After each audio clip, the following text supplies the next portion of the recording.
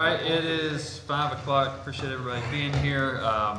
This is our work session that we didn't have last week, so we'll go through the agenda and start the council meeting at 6 o'clock. First, we had approval of minutes. Any questions on those? Resolutions. Resolution 24001, approved surplus of equipment no longer needed at landfill department. This is from the landfill compactor that is in the shop and has been replaced, and we're looking to surplus that and dispose of it. All right, any questions? All right, resolution 24002, approved purchase and installation of new wave pool pole lights. This resolution is to fix the wave pool lights. We had some issues the end of last season, so we want to repurpose the poles, but this will be for new lights and new bases. All right, any questions? This is the fixtures and the poles? Not the poles, it'll be the bases and the actual lights themselves, and then wiring and all. Going like all LED? Yes. Any other questions? Resolution 24003, approved the purchase of HVAC equipment for the event center. Yes, this is the equipment for the HVAC for the event center. It's not the labor or any of the duct work or any of that. This is just the HVAC. This allows us to get in line, to get on the list. They're talking about a 30-week lead time to be able to get stuff. So this allows us to be able to do that. What we'll do is we'll contract out the labor and the other stuff and hope for a better price as far as what we've gotten so far. Will that'll be a separate package from Be the a separate GC? package, right? And that'll come from Framework. Any other questions? Resolution 24004, approved the replacement of 2 HVAC units at Ingalls Harbor Pavilion. These are in the office area and where the table and chair storage and where the kitchen area is. This is the HVAC units that control those areas. Those are still original to the building, so this will be the first time those have been changed. Have they gone out? They're out. Yeah, we're using. Portable units? Okay. All right, any questions?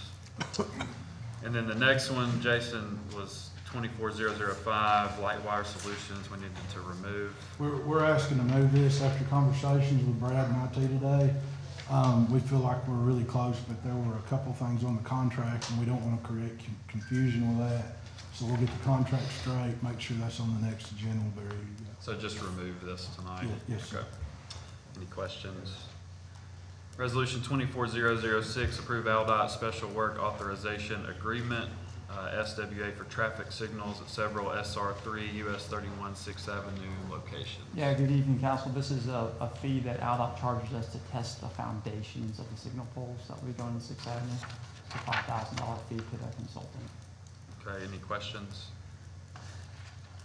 All right, resolution 24007, approve ALDOT City Maintenance Agreement on 6th Avenue from Lee Street to Prospect Drive. This is a maintenance agreement to either maintain or remove some of the signal poles that are there now. The ones that we remove are Jackson, Johnson, and Prospect according to the 6th Avenue plan. And that's to get the utilities underground. This is to actually Remove the poles. Maintain them, yes. Okay. And the others are the new poles that are. They're removed. Okay. All right, any other questions? Do we know where we are with the bridge lighting? We did, the AECom has done a utilities location plan on December 7th. They wrapped that up. So we're waiting on the environmental report from Montgomery. Once we get that, we can start the bid process. We're hoping the first quarter. Or in the first quarter? Well, in the first quarter. Okay. All right, any other questions? Resolution 24008, approve MOU DCS Storm Shelters Extension. I don't see anybody. Basically, this just continues the school system agreement that we can use there, some of the high schools for storm. In addition, they wanted to be able to use in case of disaster for them, Ingalls gets its available. And that's what it just continues what we've already had, plus that's what it did. Okay. Any questions? All right, resolution 24009, assent to Priceville annexation of property in adjoining area.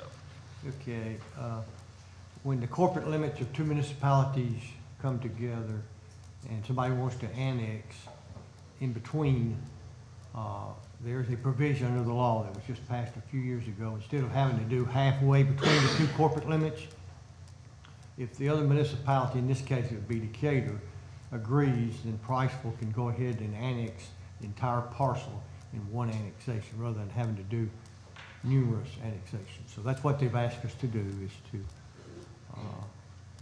agree to that. And GIS has looked at it, and it is outside our corporate limits, outside Priceville's corporate limits, and it's in the equal district boundaries. So that's what the request is. And this is kind of out along I-65. It is, South. exactly, it's going south. Okay. Mhm. All right, any questions?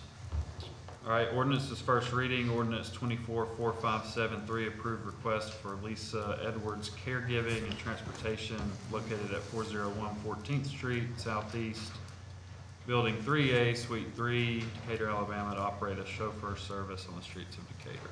Yeah, this is gonna be sort of like a shuttle service that she'll charge for. She'll be taking people in a caravan back and forth from the hospital and doctor's appointments.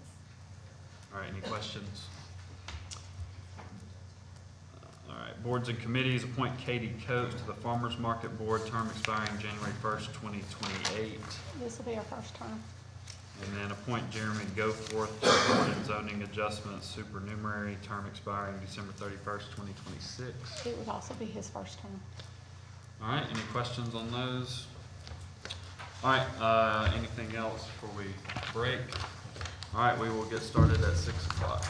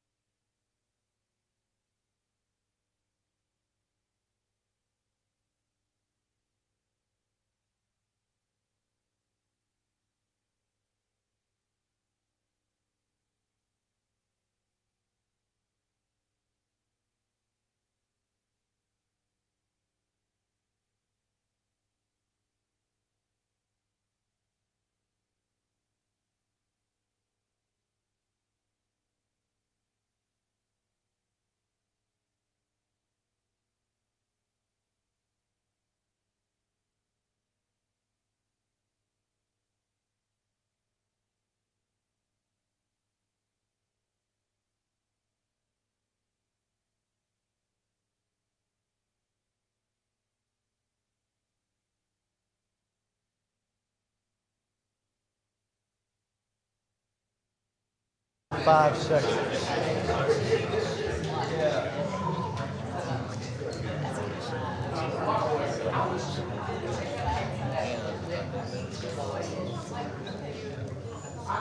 All right, we'll call the meeting to order. Alan Stover will lead us in our invocation and pledge. Let us pray.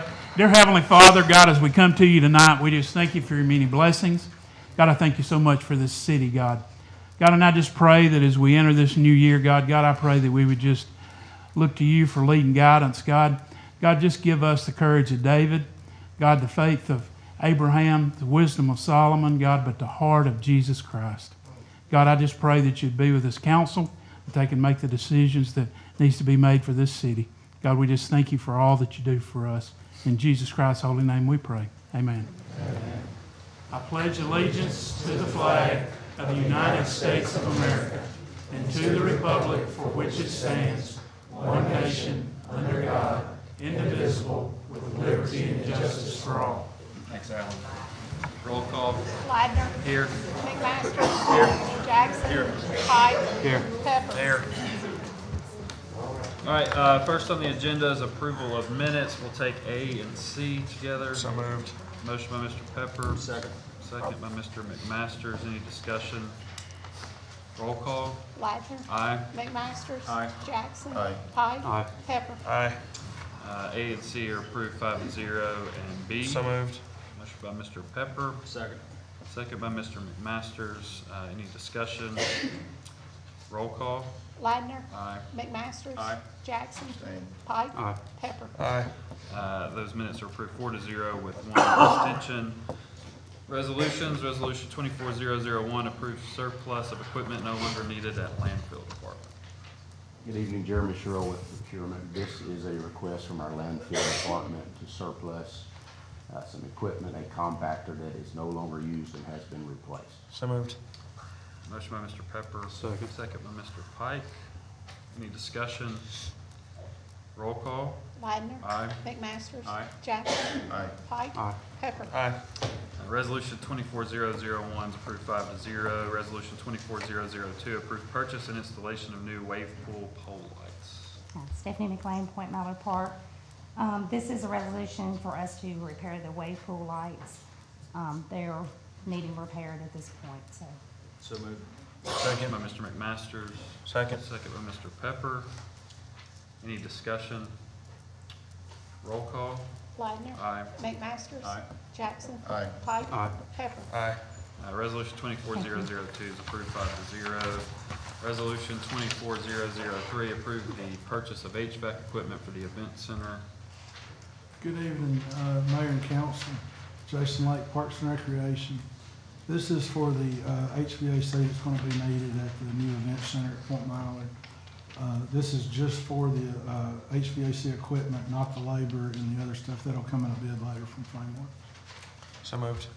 Motion by Mr. Pepper. Second. Second by Mr. McMasters. Any discussion?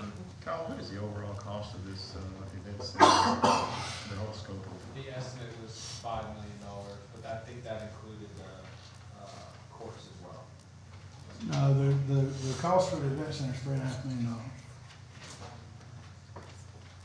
Any other discussion? Roll call. Ladner. Aye. McMaster. Aye. Jackson. No. Pike. Aye. Pepper. Aye. Resolution 24003 is approved 4-1. Resolution 24004 approved the replacement of 2 HVAC units at Ingalls Harbor Pavilion. So moved. Motion by Mr. Pepper, second by Mr. Pike. Any discussion? Roll call. Ladner. Aye. McMaster. Aye. Jackson. Aye. Pike. Aye. Pepper. Aye.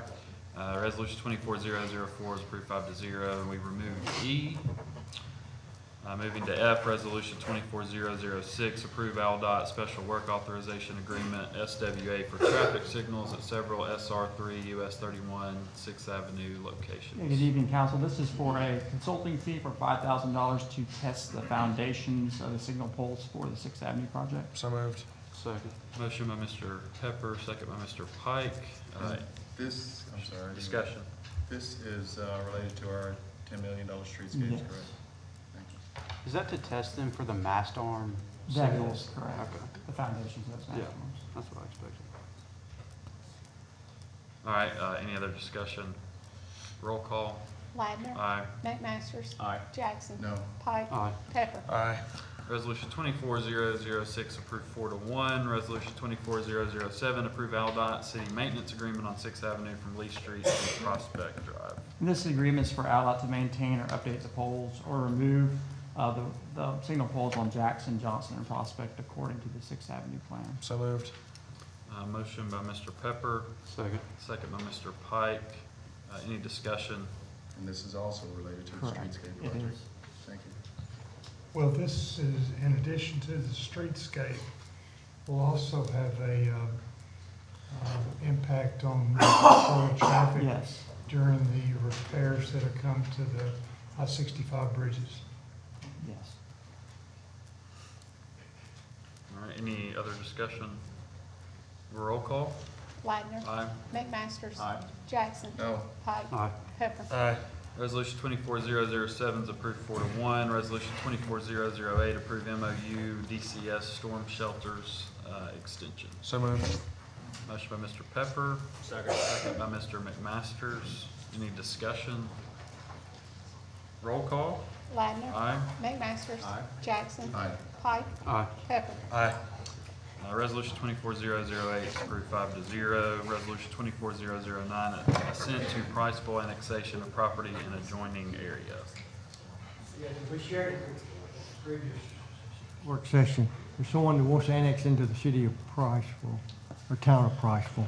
And there's a recent law that allows an annexation. This property is in between the boundaries of the city of Decatur and Priceville. And normally, before this law went into effect, you had to annex halfway between the boundaries, the corporate boundaries. But now, if the other city, which is Decatur in this case, agrees, then they can do it all in one annexation. And that's what Priceville's asking us to do. Bottom line is, if the people want to be in Priceville, they can annex in it. This just makes it more compact in the process. So moved. Currently unincorporated. Yes, it's not it's not in our corporate limits, it's not in the Priceville's corporate limits. It's in between. It's what is called the police jurisdiction. Yeah. So you go in between the two corporate limit boundaries in this unincorporated area, and you can go halfway unless we agree to this. Will that effectively move our PJ back? Oh, yes. That's what I thought. Okay, thank you. All right, any other discussion? I have a motion by Mr. Pepper, Second. second by Mr. McMasters. Well, it won't move it much because we're already up against each other, but it will move the PJ. Sure will. All right, any other discussion? Roll call. Ladner. Aye. McMasters. Aye. Jackson. Aye. Pike. Aye. Pepper. Aye. Resolution 24009 is approved 5-0. Ordinances first reading, ordinance 4573, approved request for Lisa Edwards caregiving and transportation located at 401 14th Street Southeast, Building 3A, Suite 3, Decatur, Alabama 35601, to operate a chauffeur service on the streets of Decatur. This is for caregiver transport, and they've met all criteria on this. Okay, any questions? Aye. Jackson. Aye. Pike. Aye. This is approved with a vote of 5-0. Appoint Jeremy Goforth to the Board of Zoning Adjustment supernumerary, term expiring December 31st, 2026. So moved. Motion by Mr. Pepper, Second. second by Mr. Pike. Any discussion? Roll call. Ladner. Aye. McMasters. Aye. Jackson. No. Pike. Aye. Pepper. Aye. Jeremy Goforth is appointed to the Board of Zoning Adjustments as a supernumerary, vote of 4-1. Next council work session will be held on January 8th, 2024 at 5 p.m. Next regular council meeting will be held on January 16th, 2024 at 10 a.m. We will move into public comments. We'll do it just like we have done, 3 minutes at the podium here to address the council. And we'll just go in order of how we're signed in, and Elena Daly is first on the list.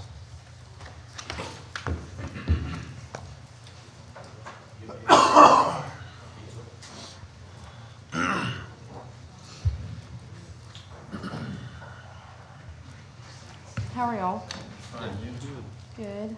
I had a really good meeting this afternoon, and I got to discuss with your legal counsel and my own council districtmen about a few things that were quite concerning over this kind of like holiday break since you were on vacation. So you put out a statement to the public that asked, and it started mainly like this, where you said that you asked the police chief to allow demonstrators to remain unhindered outside of your residence. And we all know that's not true, so I just don't understand why you would lie on that kind of document.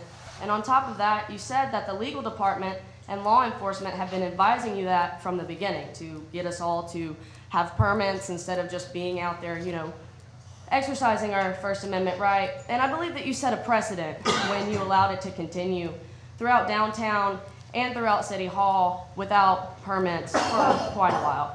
And I understand why you're doing this and you're doing it for your neighbors, but I believe that there's a better way to go about some of these things, and communication tends to be one of those #1 things. So on top of all that, I would like to talk about the parade ordinance that you would like us to use incident with an all-white council here in Decatur City.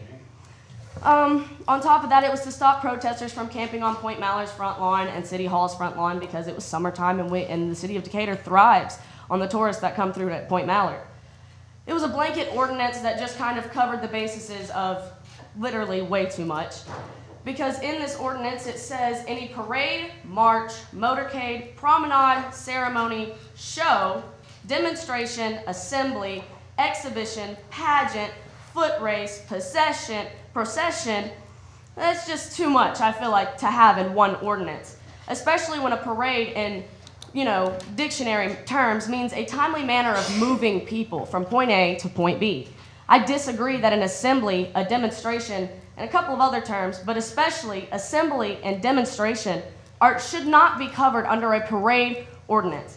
And even when you go through the packet to fill out why you want to have this parade, it says in the packet, if a parade. I would assume that if it's a parade ordinance, it should only cover a parade. Now, I do believe that this ordinance needs immediate consideration, and I would hope that Carlton McMasters would call for it. Since when this was passed, it was during Tommy Lee Hines, and it set a precedent for the city of Decatur. It really did. And with you being the councilman of Steve Perkins, you should be an extension of him. You should want to work to where we can all find a common ground for Steve, because Steve would have wanted that as well. You can call the next name. I yield my 3 minutes. Kathy Jackson. She can have my 3 minutes. On top of that, I think that we should have an immediate consideration to amend this ordinance to take out just 2 words, assembly and demonstration. And on top of that, I think Decatur should be discussing a new ordinance outlining what exactly it wants out of protests and what it wants out of assemblies and lawful demonstrations. Or to amend the section 16-5, prevention of unlawful assembly city ordinance that does not clearly establish assembly laws, and not to mention it doesn't even say that we need a permit to assemble. And it only discusses if there is a clear danger of riot or disorder, that becomes unlawful assembly. And obviously all of us have different definitions of that, so I believe it needs to be made out very clear and concise for not only all of us, but your community as well. And breach of peace is also loosely defined within the unlawful assembly. And when I met with your legal, we talked about the protest permit, and the parade ordinance says 30 days, but the ordinance also says 5 days, you know, of when you have to turn this in, and your legal counsel did advise me that 5 days should work for a protest permit. So that's what I have on this, and I'd like some feedback on how you feel about these codes being very loosely defined, where we're going to go from here. All right, if we're finished there, if anybody wants to comment on that, they can. I'm finished on that part. Well, I don't know if you have feedback, I'll start back and you can keep going. Well, I mean, the immediate consideration. Yeah, we don't have anything to look at to revamp that ordinance.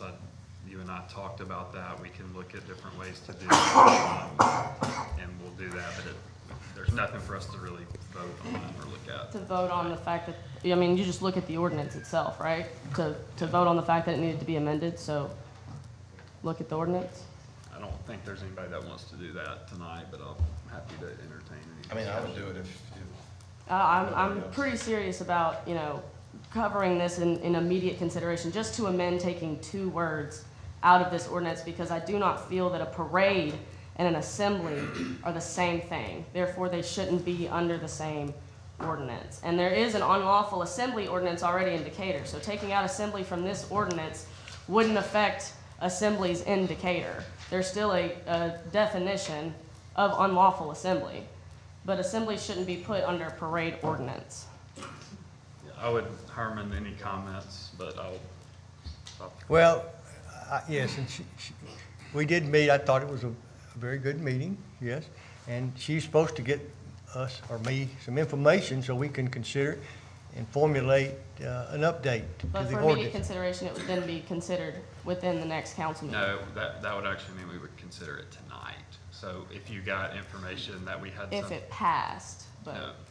Yeah, if it got unanimous vote, I think what you're looking for is something to go on the next agenda, which would then take immediate consideration to vote on the Okay. next agenda after tonight. Okay, so we're gonna do that then? Well, Ms. Daly, as you and I spoke earlier, we met earlier with Mr. Marks. As I told you earlier, we could work together to figure out if we can do that legally. And then obviously, Mr. Marks said that he would work with us on creating a separate ordinance that says, you know, what assembly is and what a demonstration is and how it defines that and the limitations to it. And then I'm sure that myself and you could work together over the next few days to put in some good work and then send it over to legal and then go from there. So the normal problem, Yeah, go ahead. you're gonna get me for mansplaining. No, but no, I'm I love trying when to you be helpful. mansplain, Jacob. So the normal process would be if something were to go on the January 16th agenda, which is our next council meeting, we have a work session next week, then we would actually, as an ordinance, we would have a first reading on the 16th, which technically means we would vote on, we just had one. We had a first reading where we didn't vote, so we will vote on that on the 16th. If someone tonight on that ordinance had said, we want to take that up tonight, we would have had immediate, and someone would have made a motion for immediate consideration. If it got 5-0, we would have actually voted on that tonight. It would have gone into effect immediately. Right, so you just have to read an existing ordinance, so But basically I you think just. she actually called on Carlton to make a motion. Right, to make a motion. But on what? I mean, on looking at this ordinance period. Parade ordinance. And To what? I guess my point is. amending amend it it by with 2 removing the words. 2 words is what she said. Yeah, I personally wouldn't feel comfortable with that without going through the I legal mean, process. whatever legal says. I Well, mean, That's why I meant what we legal agreed first. to, I mean, thought in was. his opinion, he agreed that the assembly what needs to we- be taken you out were- of this. You were gonna send me some information along with council member, and we were gonna put it together, and we'll do that as soon as we can. And then we'll bring it to the council and let them decide. To do But a new- I think that's what we need to do in the next few days, so we can get it before the council.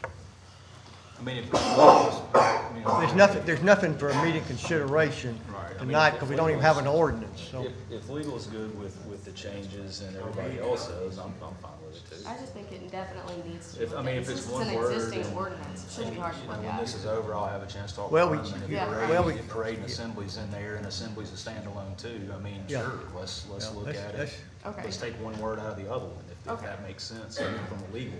I mean, I'd be at the next council meeting too, so I'll bring it up again if I need to. It I seems- think it's just the best process, and that is quicker than the normal process. Okay. All right, well then, But we have to have the information so we can put it in the ordinance so the council can see it. well, I feel like the information's already presented because it's. Well, already- it's gotta be a prepared ordinance, in an ordinance form for them to consider it. And that's what we gotta do. We're not trying to delay you, we're trying to speed it up. So if you'll get me what you're asking, we can put it I together. think we've already got what she's asking for. What she's simply asking for is for 2 words to be taken out of the definition of parade. That's what she's asking, and now that's what I heard her say. Is that she's asking for the 2 words to be taken out of the definition of parade. But, And so I- we pretty much have an ordinance already, Herman, we pretty much have an ordinance already that clearly defines by the city standards what a parade is. And what she's saying is that the words assembly and demonstration should not be included in that. So anyway, that's what she's asking for. I know, but I'm not trying to delay. she's asking for more. Why don't we get the whole thing together and do one? We don't want to delay it, but if that's what she wants, 2 words changed, if she'll get that, the wording she wants, we'll have it ready at the next council meeting. Okay, I'll take that for now. But the reason I think that it needs immediate consideration is because your mayor obviously already has reconsidered it and is now set out a speech during his vacation on what we can and can't do now as protesters. And since we are allowed to just address you individually, I'd like to address you and everything that's been going on outside your house. I got a 2-year-old and a 3-year-old. You know, if people were yelling outside my house, would I be frustrated? Oh, absolutely. Would I try to come out there and have a civil conversation with them instead of turning on my sprinklers? Absolutely. In a newspaper article released, you admit that you turned on those sprinklers because of the noise in December. It just kind of proves retaliation, and it proves assault. I don't know if you also saw my name in that paper as well, but you ruined my favorite house shoes, and it really upset me. So if I wanted to, I hope you do understand that I could press charges based on what you are saying to the news as well. So I just hope you understand that and keep that in mind as a leader of this city. May just be what we need to get you out. Also, on top of that, I'd like to ask somebody if somebody's got some kind of information. The footage of the memorial destruction. I've heard that we filled out, you can call the next name too. I had 2. Who was the other name? Yeah, they filled out Freedom of Information Acts, but there's some kind of hold up. Hold on one second. Oh, I thought you was. I need one name. Your name, what's your name? You need 3 minutes. Somebody else got 3 minutes they want to give up? She can have mine. Your name. Nikki Vaughn. I mean, I'll make sure you get it. I don't know that you're signed. I'm sorry, Okay, let me look for it. Gotcha, thank you. I thought you said bond, I'm sorry. So, footage of memorial destruction. There's a Freedom of Information Act already put in place with the, with city clerk's office and everything, so. Herman, can you explain the FOIA request process?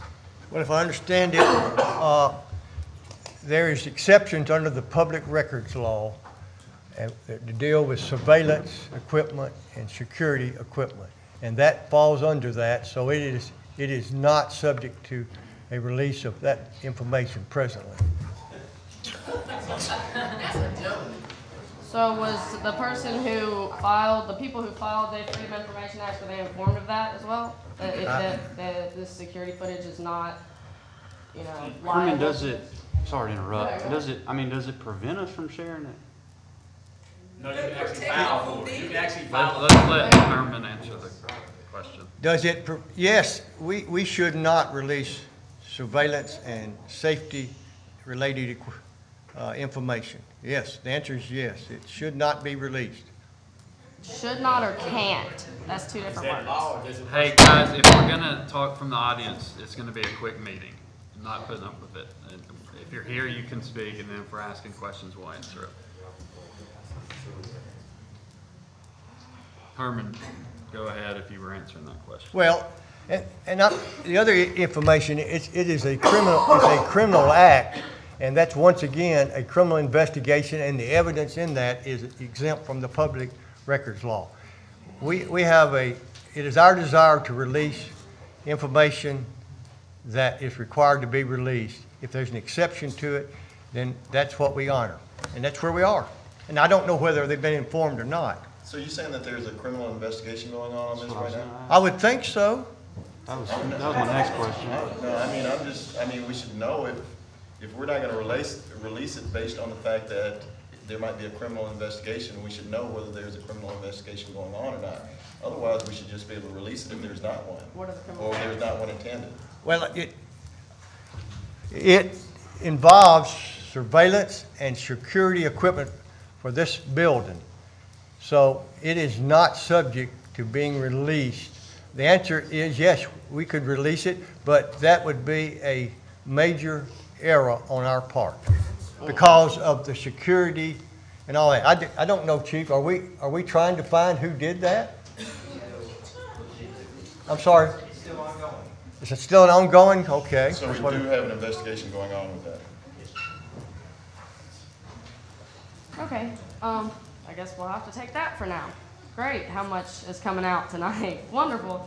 Okay, so appeals have come out as well, and this city needs to hear from your mouth the names and the policies that were broken, because in your press conference, after you had their hearings, you told this entire city nothing will be released until they file for appeals.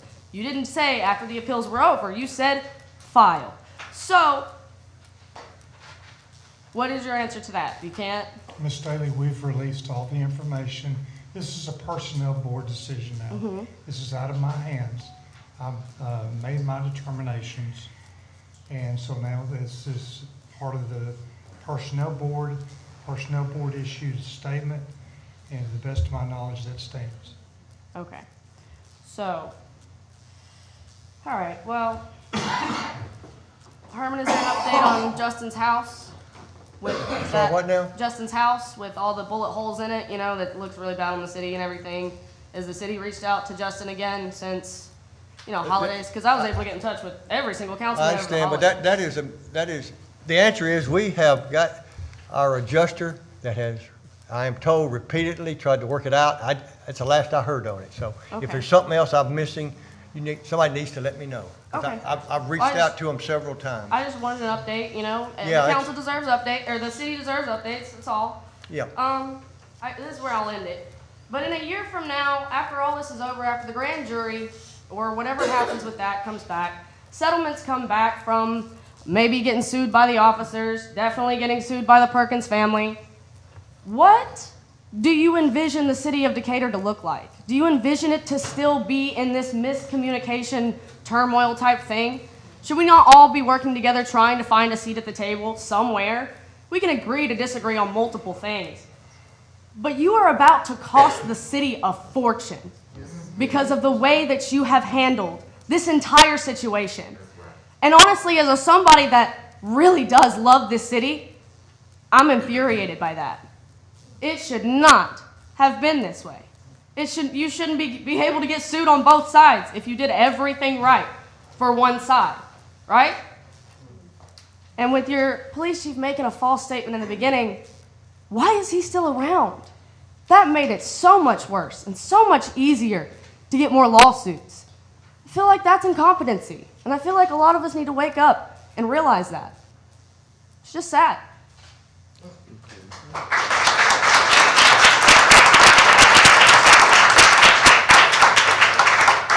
James Vito. Happy New Year, everyone.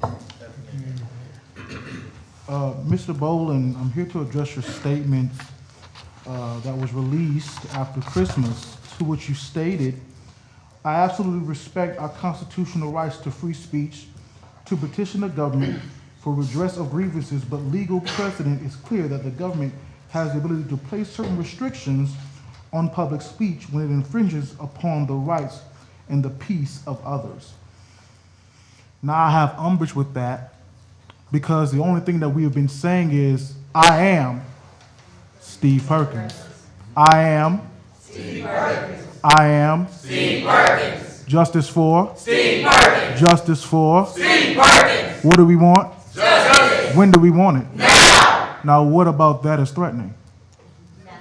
Sir, I'm going to let our legal counsel explain that. That's okay. I'll explain it for you, because after that, after you claim to support the constitutional rights, you've been followed up with, beginning this evening, December 28th, 2023, anyone wishing to protest or demonstrate must obtain a permit from the city of Decatur per existing city code, to which my sister addressed it was during the Tommy Lee Hines case, to which was unconstitutional when written down.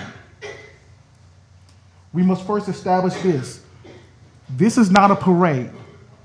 This is not a motorcade. This is a protest. We are protesting because of the mishandling of justice in regards to the murder of Stephen Clay Perkins. If you want these protests to stop, you have to do these things for us. 1, the persecution of all officers involved with Steve's murder. 2, the removal of Chief Pinion by January the 15th. 3, a comprehensive review of the Decatur Police Department by a third-party minority-based firm. 4, a commitment to the installation of a community-based police chief with integrity and leadership qualities necessary to transform and improve the police department. And 5, the establishment of a citizens review board to provide transparency and accountability for officer complaints. That's what it takes for the protest to stop. Until then, we're not going anywhere. Prepare to be sick of us. We're not going anywhere. Decatur is not going to be the same. If you want the old Decatur back, go to Steve's grave, because it's there with him.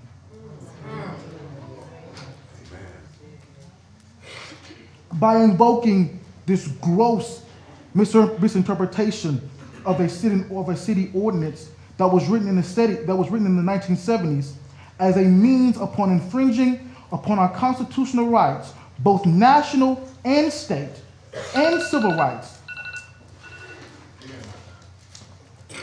both national and civil rights, as Americans, is a blatant disregard of the oath you swore when you were elected by the people.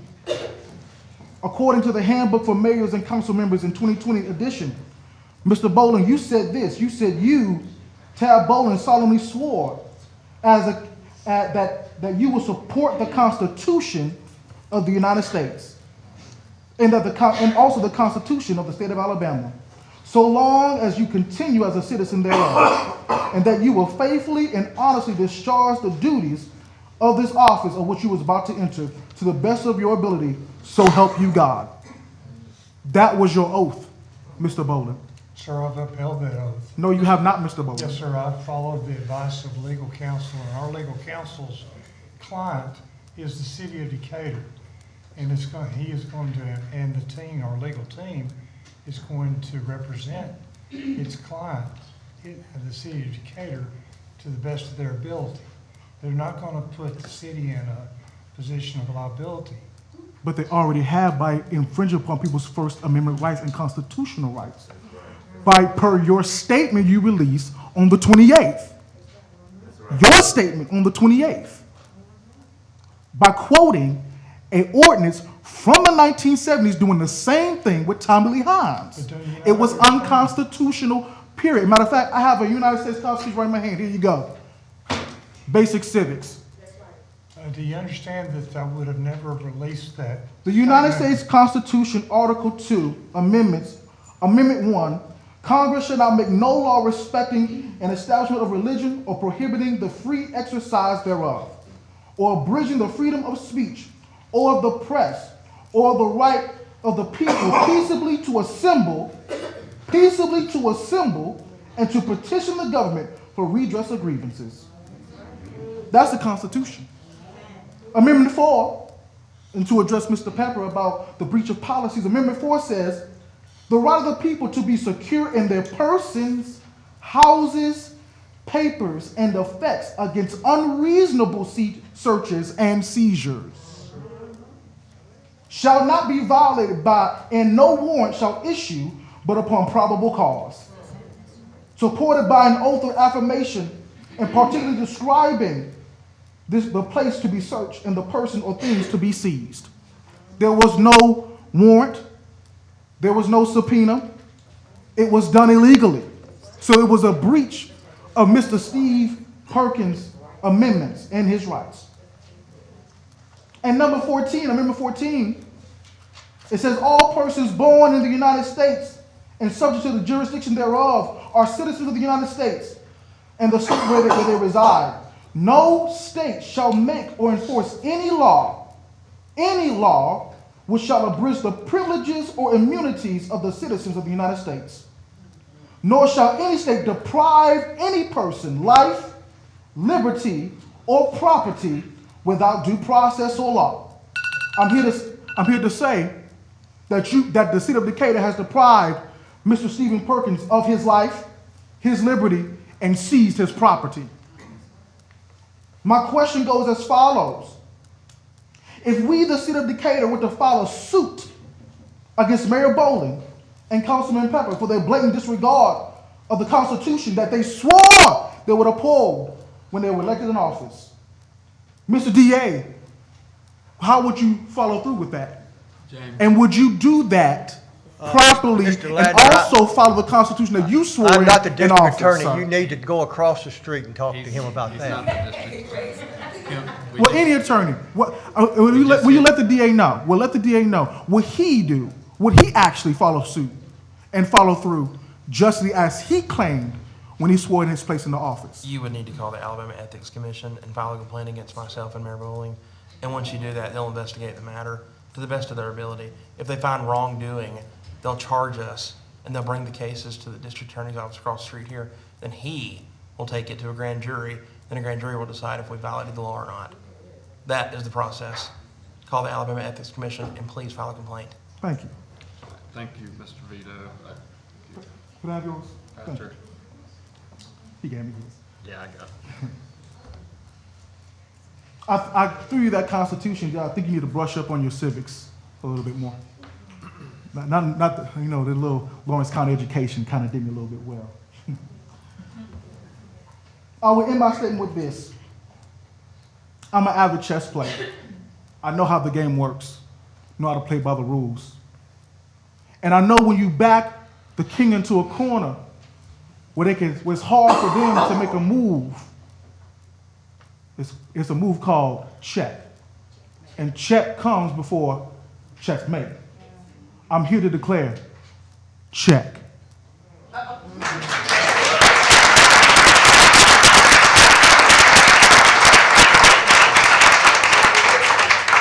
Sarah French.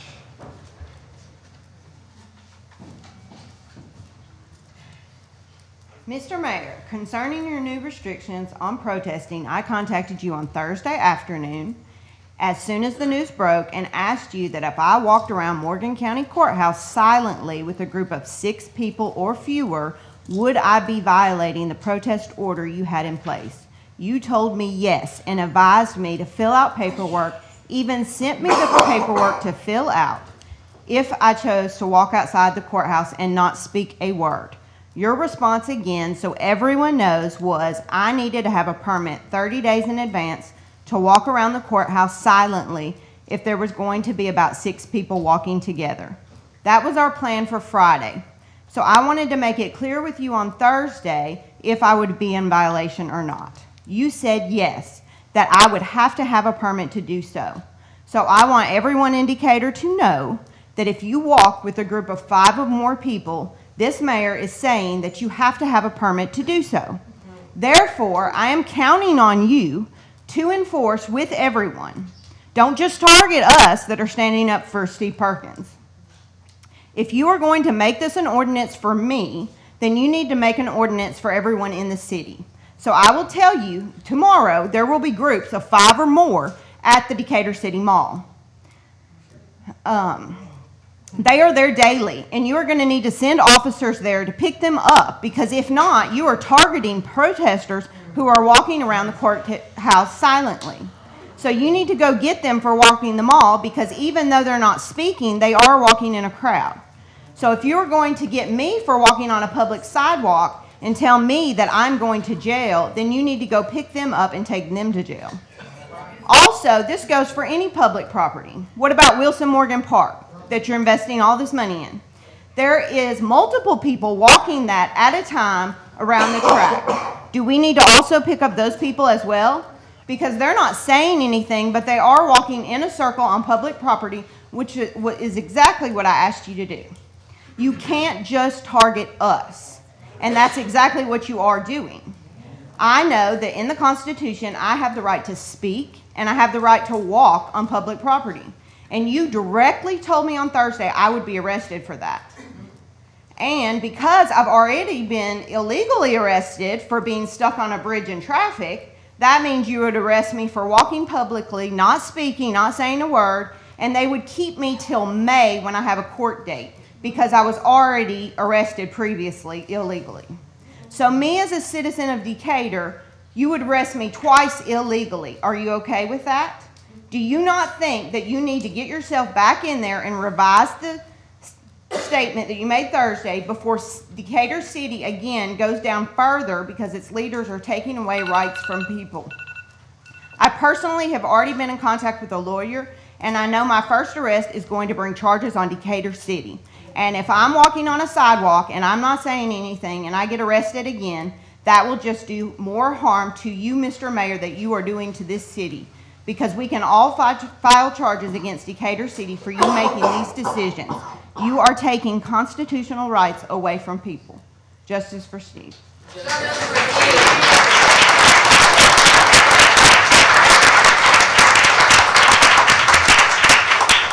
Blake Stewart. Hey, before my time starts, I want to say two things. Number one, under that logic, Carlton can't take his family to church without being arrested. Number two, I'm going to help Herman out. I am a certified Freedom of Information Act officer, exemption 7, that only applies, there's 6 subsections, and that only applies if there's an active investigation. Okay? So I don't know. And he said there was, so. I don't know who filed for that investigation. You don't have to file for that. We can do something. Police department can do some investigations on their own. All righty. Okay, thank you. Okay. First, I would like to ask the question that has probably been on everybody's mind. Are you, as mayor and council, going to action the items discussed during this forum? Simple question. There's been many action items discussed. I just want to know if they're actually going to be action. Potentially some and probably not all.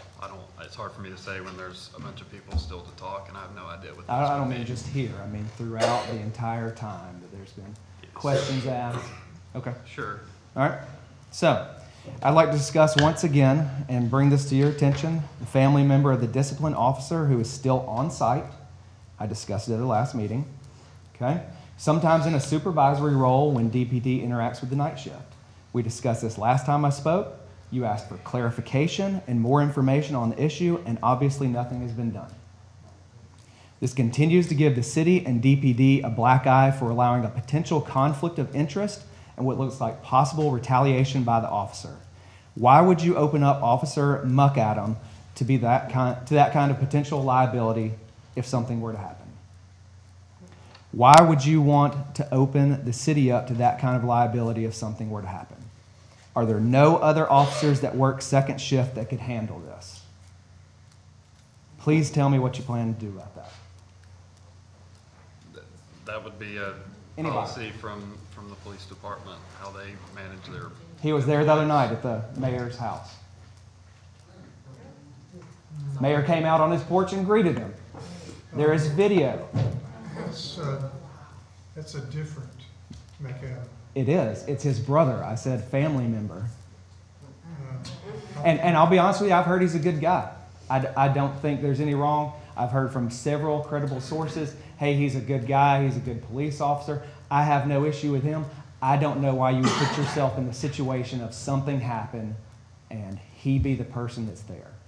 So if our command staff felt that there were any concerns for Sergeant McAdam, I feel confident that they would handle that accordingly. Okay. All right, while we're discussing DPD policies, you stated in previous sessions that police policies would be looked at. Has this been done? No. No? Policies. Policies. We just Kalia, but I think he's referring to a third-party review. I'm not, I just know that we discussed that they would be reviewed, and I want to know if they've Policies been are reviewed. looked at. I don't want to put anybody on the spot, but you may know. I'll tell you. Looked at on an annual basis by Kalia. We have the Chief Allen led us through Kalia certification, which is the highest level of policies, procedures you can obtain. Out of 18,000 law enforcement agencies in the country, as of 2020, 543 or 843 achieved Kalia certification. So we're one of 5% in the country. That 9,000 have applied for. So would you like to know what your actual DPD policy says? All 585 pages of it? No, there's 852 pages. 852. Yes, that I've been through, yes. I've been through all of it. Okay, so the most recent DPD policy that I could find was the April 2021. I don't know if it's been updated since then, but there's still pandemic and masking procedures in there that I'm sure are not being followed. DPD General Order 100.0 states that the police policies will be reviewed annually for needed revisions or updates, but it looks like we missed 2 years on that, and then an additional review of the council stated would occur. So not CALEA, internal, the police chief is to review and update annually. Says so right in there. Okay? I believe that DPD is in violation of state police policies under CALEA 12.2.1b. And Mr. Marks may want to see if that opens the city up to any liability. Okay? Back to the policing of protesters. I would like to discuss the incidents I have seen by DPD officers that directly violate the oath, which is General Order 100.2, mission statement, General Order 100.1, and the Code of Ethics, General Order 100.2a. Instances such as officers openly and blatantly telling protesters that they will not be given the required warnings and orders to disperse. Rather, they will immediately go to jail if not following that sergeant's order. Instances such as a woman being arrested for honking her horn and having her bond revoked for a noise ordinance because she supports the night shift. Have any of you ever honked your horn on the street? I think I did today. Were you arrested? We're at 3 minutes. We just wrapped the last point. Thank you. Instances like mayor's neighbors threatening to get his gun after his wife lured the protesters in front of their house by yelling Merry Christmas over chants. And the night shift, believing that they had an ally in the neighborhood, went over because they stood in front of the public sidewalk in front of his house while he called a young black man boy and asked how much the protesters were paid. When police were called, the night shift alerted police of the threat of violence toward them, and police took a statement from the neighbor rather than from anyone who was actually threatened. And yes, there is video of these instances and more. And before you dismiss this as the protesters provoking or showing what they want you to see, I have been present for those protests. I have spent cold nights outside the mayor's house. I have been away from my family. I have been acting as a legal observer.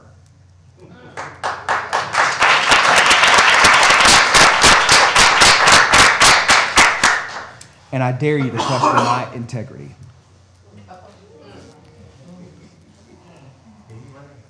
Just a question for you to consider. An individual has shown up for more than one protest event claiming that he was formerly DPD and was fired by Chief Pinion. The last few months have taught us that only the mayor can fire police officers. So is DPD using taxpayer money to have an off-duty or undercover officer embedded himself with the protesters? I don't know, but it seems fishy. Just a question for you guys. I'm not expecting an answer. Now, I have no say in what the protesters do or what justice they are asking for. I don't believe in defunding the police. Rather, I think you should pay them a higher wage, pay for additional training, condemn the stigma of seeking help for mental health among officers, and ensure that the type of individuals we as a city get as police candidates are of the highest quality and seek justice for all, not just the silent majority. I don't think all police are bad and know many personally, but the incidents I have been speaking of need to be investigated. If these incidents are officers acting of their own accord and simply bad apples, they should be disciplined. I will share that more than one of these incidents involves supervisors. If an investigation finds that this is a culture that has been perpetuated throughout the department, then you have a leadership issue. Either way, someone needs to answer for it.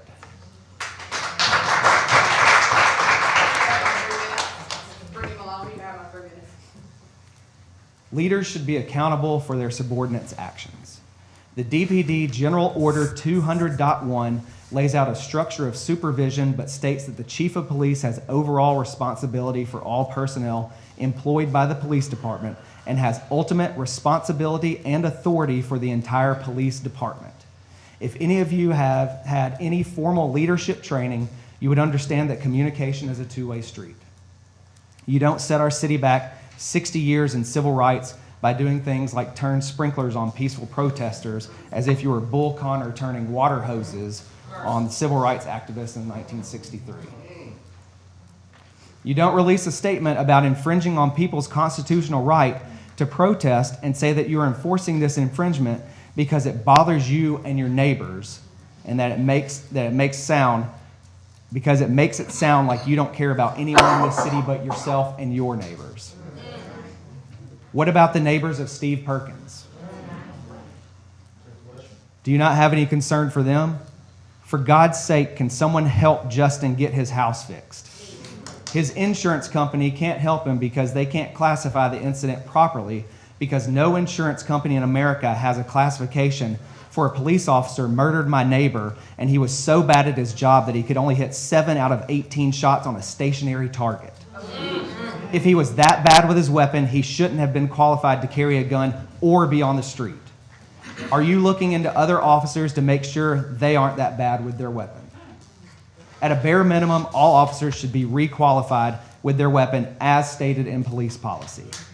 Am I the only one that thinks it's an issue that a single officer was involved in the death of 2 black men in less than a 30-day period?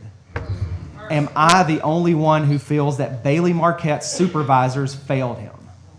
Am I the only one that thinks the process for clearing an officer involved in a fatal incident needs to be reviewed and overhauled to ensure that that same officer isn't allowed to kill more people?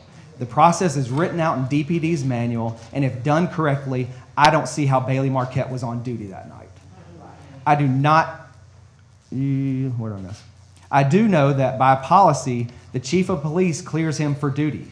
I do know that by policy, his supervisors and fellow officers should have been watching him for anything out of the ordinary. So either Bailey Marquette was failed by his supervisors and his brothers, or racial profiling and shoot first, ask questions later was the norm for him. How far could it possibly go? Finally, did any of you happen to take my advice and go out and talk with Night Shift?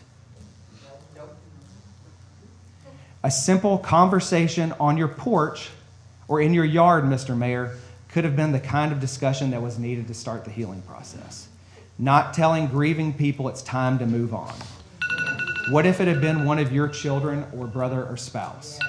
Maybe we should all take a moment and put ourselves in the shoes of the Perkins family or Night Shift. Maybe we can walk in the way of Jesus and show sympathy and empathy rather than just pay lip service to it on Sunday. Thank you.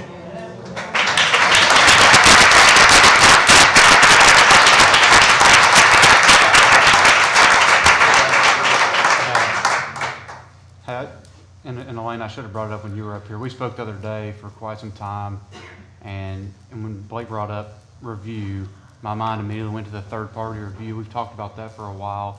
You had asked for an update. I don't know if the mayor can give any type of update. I still believe we should do a third-party review, policy, procedure, culture, and leadership. I've said that from the beginning. I don't know if we have an update. I do hope that we're getting closer. We have someone that my assistant is trying to schedule to come in and meet with us. Okay. Markel Bridges.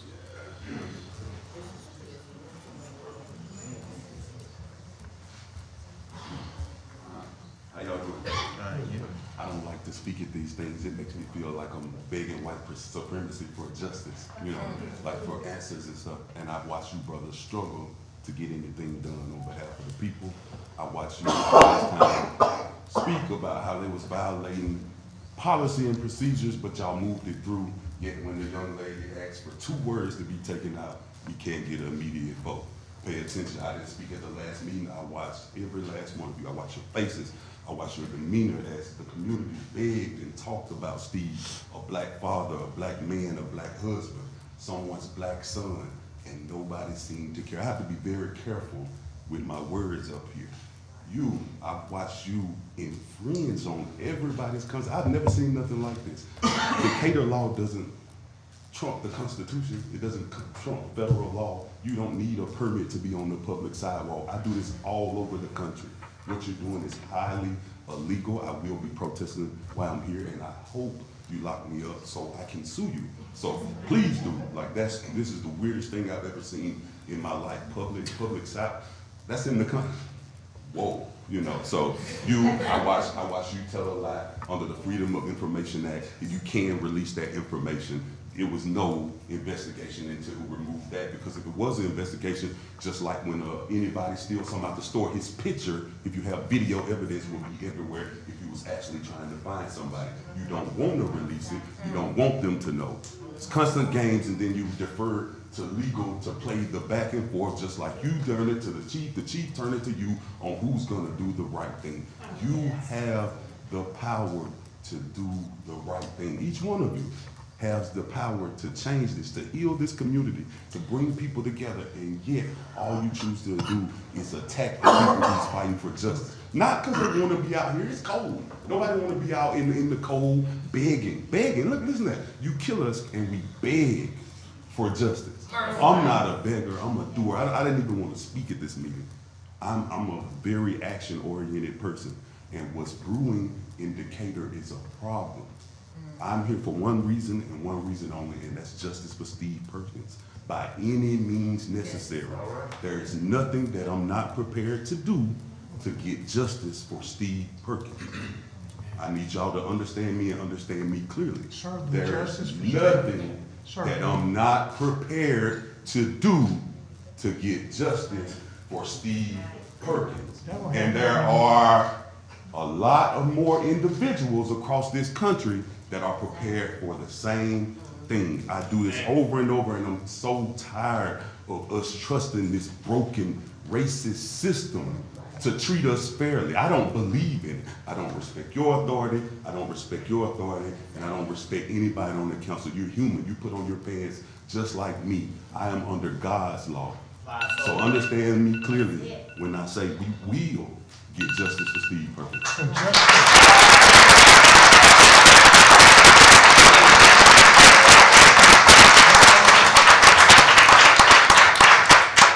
So justice for Steve Perkins will not be decided here at Decatur City Hall.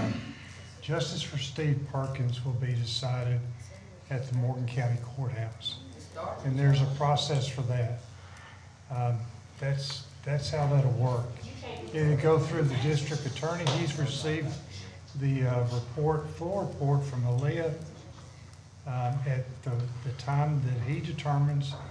He will call the grand jury in place, and that the Aaliyah chief investigator will present that investigation to the grand jury, and then the grand jury will decide if it should be set for trial. If it's set for trial, that'll happen in about, golly, it could be 18 months before it's set for trial. And then a jury of 12 will decide based on the evidence that's permitted. But it will not happen here. We will not do that. It will happen here because the policies that you make changes on are what get justice for Steve Perkins. Danielle Cheney. I have to respond to this first. A portion of the justice will take place across the street. A portion of the justice has to happen here.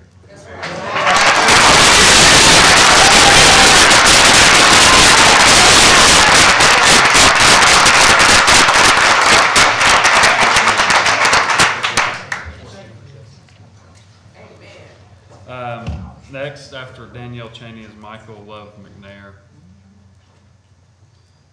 Walter Ward.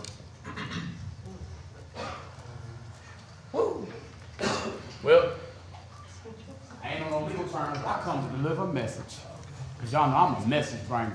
And you have to be very careful for even a messenger is held accountable for his or her message. Now, Tad, brother, you have opened a portal up in this city right now. Have you looked at the sky lately? It's very dark. See, when you remove the shackles of fear off of people, you have a problem. See, when you have the shackles of fear on a people, you can oppress those people. See, you have shown your true colors here in this city. And you have removed the shackles of fear off of people, man. Don't you know what that means? When you remove the shackles of fear off of people, you open up a fire pit of things to come out. See, the realm is already coming with the locusts. Have you not paid attention to the seasons, brother? This is a spiritual war that you have put the light on. Remember when I first told you at the council meeting, I said the blood was on your hands? See, you showed us your colors, man. And you've been hiding in the shadows and you've been mooching. But see, God gonna reveal you too as well, my brother.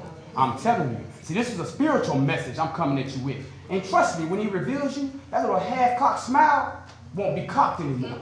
Because the blood gonna be at y'all's doorstep. And like my brother said, back here, we will get justice, and it starts here. Because you poured the gasoline on the fire. And I'm telling you, but again, you are starting a fire that you can't put out. That is a promise, and that is God's word. Because you took a veil off of this city.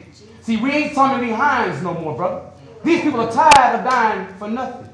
They are ready to die for something. Amen. People are ready to come all across this nation, brother. I'm giving you a message. And I pray that you heed that message. It ain't a threat. You took the veil off. You showed us your true colors. You laugh, you smirk. You make false allegations. You say nothing for real. You want to be married. He fights alone. He put his family in jeopardy to speak up for us. Do you not see the blood of the innocent? You worried about somebody hollering in front of your door. But brother, those spirits that's going to hit you, brother, those demons that's going to come after you, bro, ain't going to care about your job profession. Ain't going to care about your 106,000 you make a year. Ain't going to care about your grandkids. Ain't going to care about your wife, brother, because you opened the door up for it. And see, you ain't nothing but the face of evil. When you couldn't even bow your head to pray with Miss Claudette that day, showed us the true colors of you, Tab. So no matter how you think, brother, no matter what law you try to push on us, brother, those laws will not hold. You know why? Because when you took the shackles of fear off the people, brother, you opened a fire pit that's really going to come down on you, because you are the one that poured the gasoline on the fire, brother, and the blood is on your hands. I promise you that. Straight up. You can look at me evil all you want, brother. I fear you not. I have on the whole armor of God, so that ye may be able to stand against the wiles of the devil and wickedness in high places. And I look at it. I fear not. But you, my brother, God's wrath is upon you, brother. And it's going to be a lot worse than people screaming in your yard.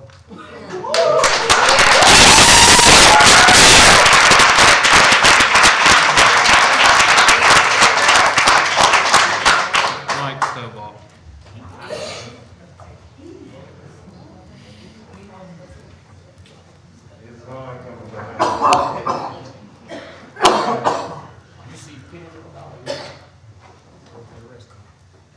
I'm going to talk about how the racism is in the DNA of Decatur and why the policies must change. In 1888, my grandmother's maternal family arrived in a land just southwest of Decatur, Alabama. And in that land, they had everything that they needed. They were known for their cotton, they were known for growing tobacco, and they was known for their corn.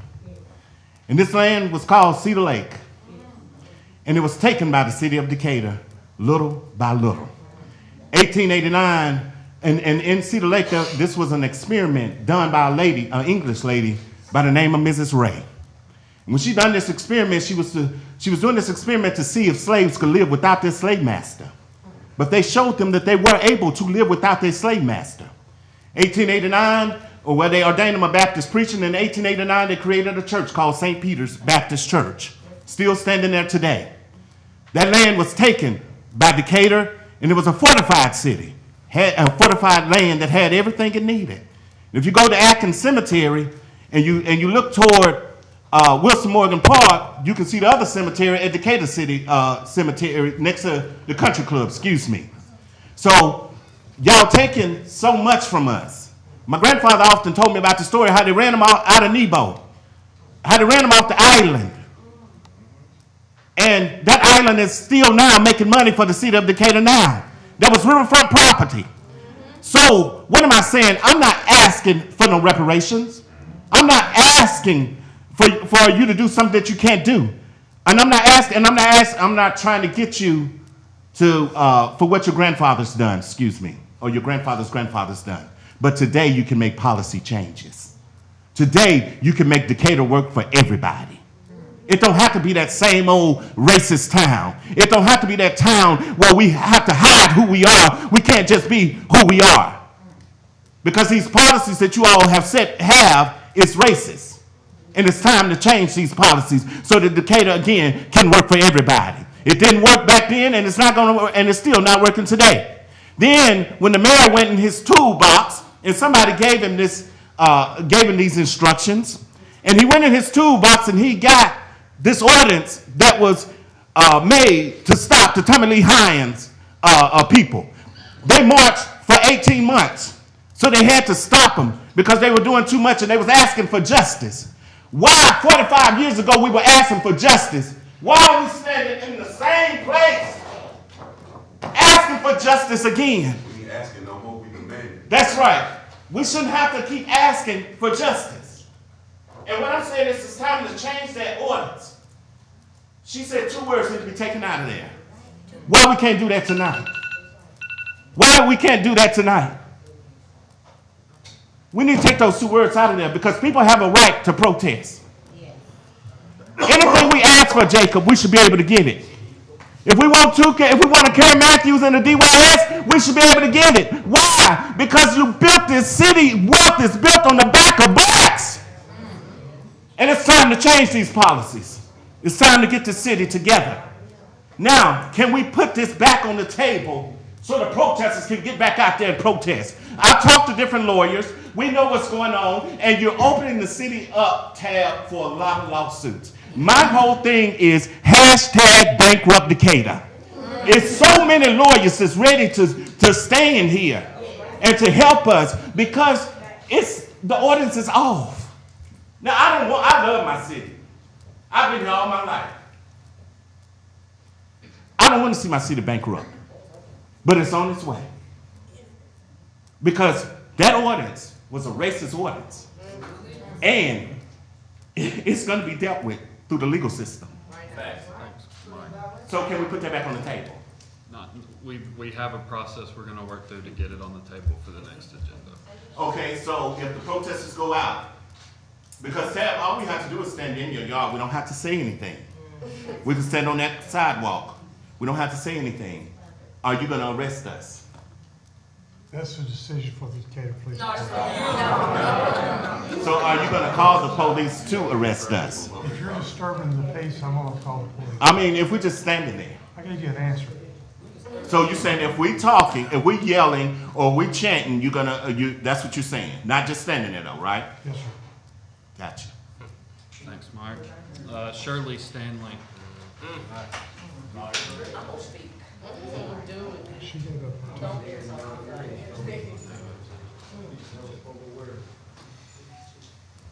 How y'all doing?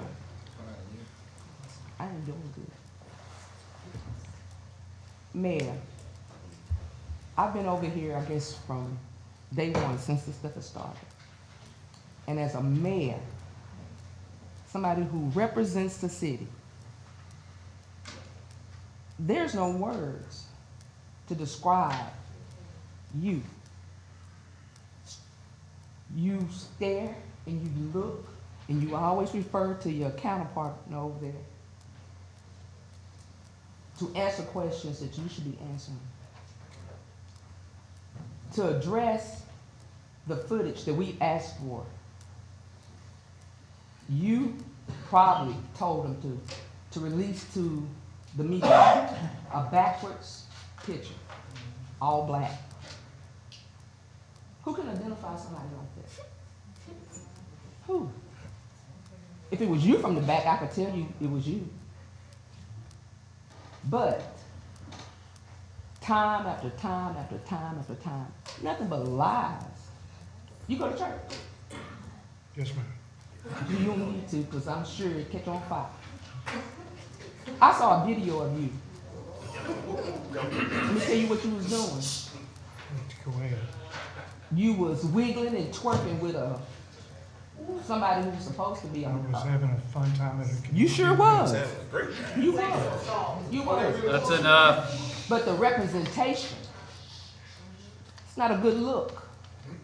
It's not. You know what that says? It's to me about convenient you? for you right now. Yeah, I just got through looking at it.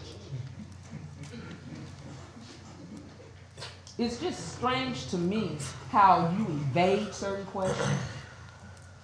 And the things that you do is okay.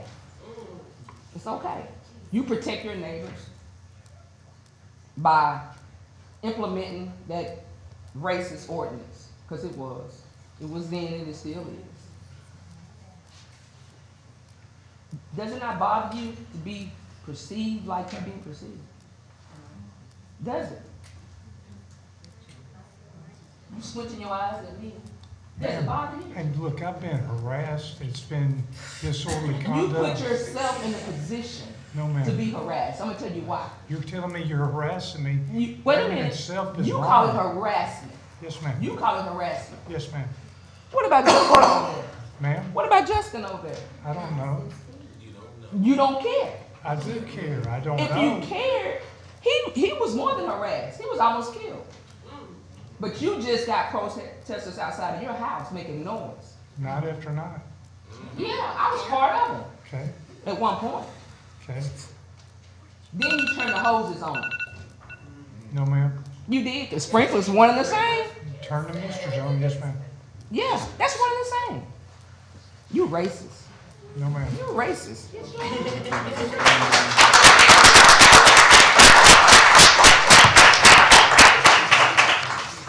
Alex Owens. Justin Shepard.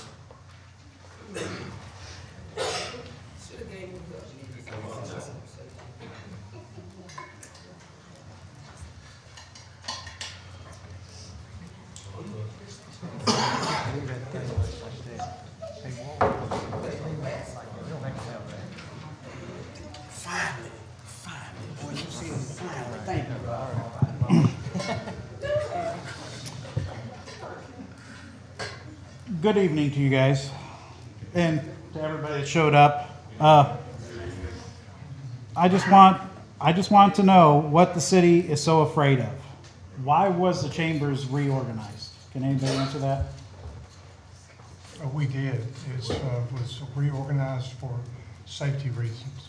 And Yes, sir. then whenever you come to the podium is to address the council.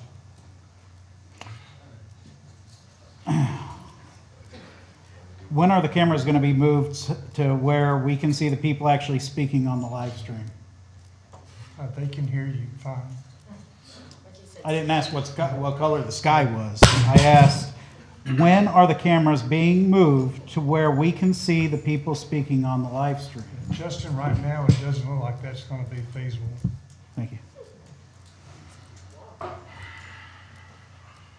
Why can the mayor text or call individual officers to come to his home instead of making a call to service, either calling dispatch or 911? So the only person that I would text would be Chief Pinion, or in his absence, a captain. Now, if following a dispatch, a legal dispatch, or whatever by policy type dispatch, if one of the officers follows up with me by text, I'll respond to that. So when you asked the officer if they had your number and they responded yes, I'm not sure of what you're talking about. Give me an example of what you're making reference to. well, it was on video. I guess you were on the porch, there was the two police officers there, and then that statement was made. You guys got my number, and they said, yes, call us if you need anything. Okay, well, I would go through that. Hold on. They may have said that, but that doesn't mean that I would use that protocol. I would use the protocol that I just laid out to you. Okay. And then you said justice happens across the street. When I was told, no, that was something else. So I was told by somebody that I didn't know what it was like to get yelled at. I did my time in the United States Army. I've been yelled at even to the point of being assaulted. So I assure you what you're dealing with people here or any of you guys or protesting outside your homes or anything is nothing compared to the yelling I've dealt with. How about y'all really imagine being in your home and it being at night and bullets coming from people that are supposed to protect you trying to assassinate you? People complain about the protesters need to imagine not being involved in anything and then their lives be put at risk because of lack of standards and training. Let me take a second to tell you guys about Christmas. No tree. There was no lights. There was no presents. This New Year's wasn't the same. It's shocking how much Steve being murdered and the attempted assassination of me has affected my neighborhood. We ask for compassion and understanding. Some have given what they can. Others have talked over me, pretended to listen, but some have their minds set on how things are. People complain about noises outside their homes and chants. Imagine if that happened to you. I tried stepping outside of my own point of view. In every way I could slice it, I don't deserve to be treated like I have by this city. And I deserve to be treated as a victim like I am in this situation instead of a suspect. I'm a citizen of the city of Decatur. And to all the citizens of Decatur, I hope you see this. I hope y'all are taking notes. I hope y'all never have to go through what the Perkins family and myself have to live through. This city and its citizens have drove here and are speaking. The Perkins family is hurting. Nick is hurting. I am hurting. We won't just get over it. Healing is a process and you can't rush it. Maybe they should be listened to, because I'd venture to say y'all have at least one friend or family member who feels the same way as the vocal majority that's represented here today by all of us that has came here to speak. Thank you. Thanks, Justin.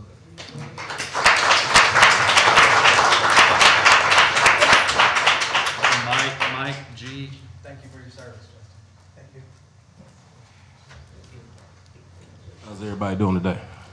Good. I hope that everybody had a good holiday, New Year's and all that good stuff. Let's pray for the ones that didn't. All right, I had to rush all the way over here from work, forgive me for my tardiness. I didn't really have anything to really put into all this, but I remember the first time I spoke up here, and it seems that everything that I said is coming true. It's bubbling over. And you act like you don't even care because you feel like your boys in blue are gonna save you from anything and everything. It's gonna come a point in time where they can't save you. Whoever else you call can't save you. I mean, it's just as simple as doing the right thing. But we've, throughout this whole period, seen that Decatur PD can't do the right thing. Mayor can't do the right thing. All they can do is assault people and arrest people. All you can do is assault people and call the police on people. Why? I mean, really, why? Are you threatening me? Is that what I'm hearing? And this is the type of IQ that we are dealing with, as y'all can see, that sits in the mayor's seat. It just went right on over. I mean, this is just like that. When I asked you about it's funny that you bring that up in the way that you brought it up. It's because when I brought the Constitution to you, you didn't know. And now, you break the Constitution by coming up with an ordinance. And I've already told you before, an ordinance is nothing. It's pretty much your opinion. It's nothing.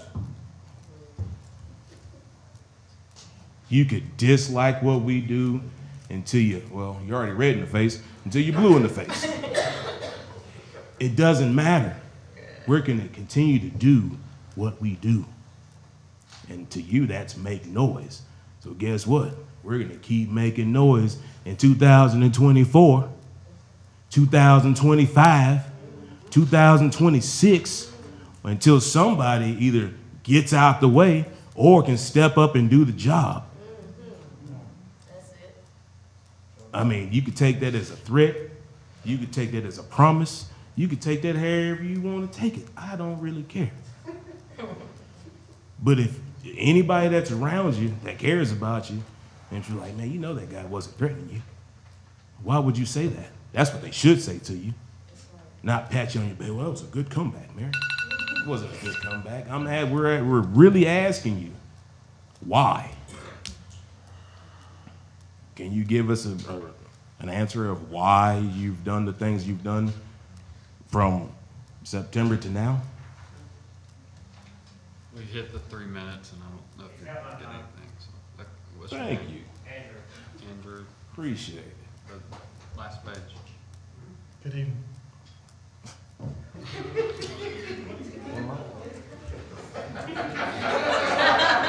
It's like the Twilight Zone.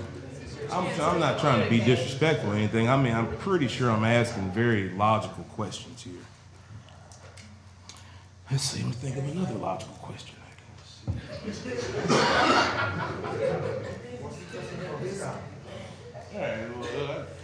Let's go back to the video that somebody saw. I'm pretty sure everybody's seen this video now, but it looked like you were assaulting somebody. You have a thing about assaulting people, don't you? And I hear things in the neighborhood about you in this town that it really bothers me, and I really need clarification on this. I mean, please give me clarification on this. It has came across my ears numerous of times that you are a part of the Ku Klux Klan. Yeah. Is that true or false? False. That is false. Yes, sir. I wouldn't discount you saying something like that in a public forum like that just to make a spectacle of something. It's not a spectacle. That is something that truly, no, sir. This is not a spectacle at all. That is something that truly bothers me as an individual that lives in the town to have multiple people come up to me of all races and tell me that the mayor of the town that I live in is connected in any way, fashion of that right there. Well, there's no way, fashion, shape, or form that I would be a member of the Ku Klux Klan. I really hope not, man, because that you can know. Huh? You don't have to hope. That you can know. No, okay. Because there's a lot of people have told me this. So, I don't like to believe everything that I hear. I like to come straight to the source. That's why I'm asking you. It's not to be a spectacle or wherever you want to call it. I'm just going to put everything out on the table like y'all should be doing. Putting everything out on the table. So, no disrespect to you, sir. It was just a question. I just need to know these things. But I greatly appreciate that you're not involved in those type of activities. But it seems that you have all of the red flags. You glare minusculely. I'm talking while somebody's praying, you could just burn a hole through them, boy. Turning sprinklers or misters upon people, bringing up Jim Crow laws back into play. Hey man, tail wagging the dog, ain't it? You know what I'm saying? Do better. Thanks, Mike.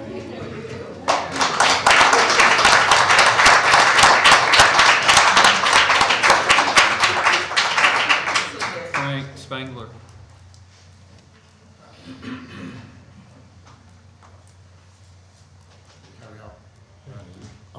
There's been a lot of talk about ordinances and like regulations and stuff tonight. What I have to talk about is it's not related to Steve Perkins, but it kind of is because it involves the tow truck companies. There's a certain procedure that the tow truck companies have to follow once they tow a vehicle. And there's really nobody at the city that regulates what happens after the tow has been made. And I'm having to deal with being overcharged by a tow company myself. And I know the law, and I showed them the law, and there's really no clarification on what the charges can be, because in 2007 or 2022, y'all voted to raise the towing rates, but nobody regulates what the towing company does, and half the towing companies that work the city rotation are in Hartselle. So when y'all raise the rates, all it does is put money in the tow truck company's pocket and cost everybody more to get their car out. And like I've talked with the chief about it. He pointed me, and I actually called Mr. Marks before the holidays about this particular matter. And like the people in the records, they don't know the procedure to get a car out of impound. And then once you do get the release, you're in a battle with the tow truck guy about what the charges are. And when my situation started, I got 3 different quotes on how much the storage fees were going to be. It started out $830, and on this paper it says $695. And then when I called him and told him I had the release, it was $700 and something, and by the time I get down there, I had to pay him $675. Well, he didn't follow the procedures, and I have all the proof for that. And I had to argue with him, and it's either let the car sit there, you know, and rack up more charges, or just pay him and get the car back. But there's nobody at the city that regulates what the tow truck company's doing after they got your car. Like he picked this car up on the 6th of December, and you're supposed to notify the Alabama DMV within 3 days. And anybody in here can get on that website and see if their car is on that website.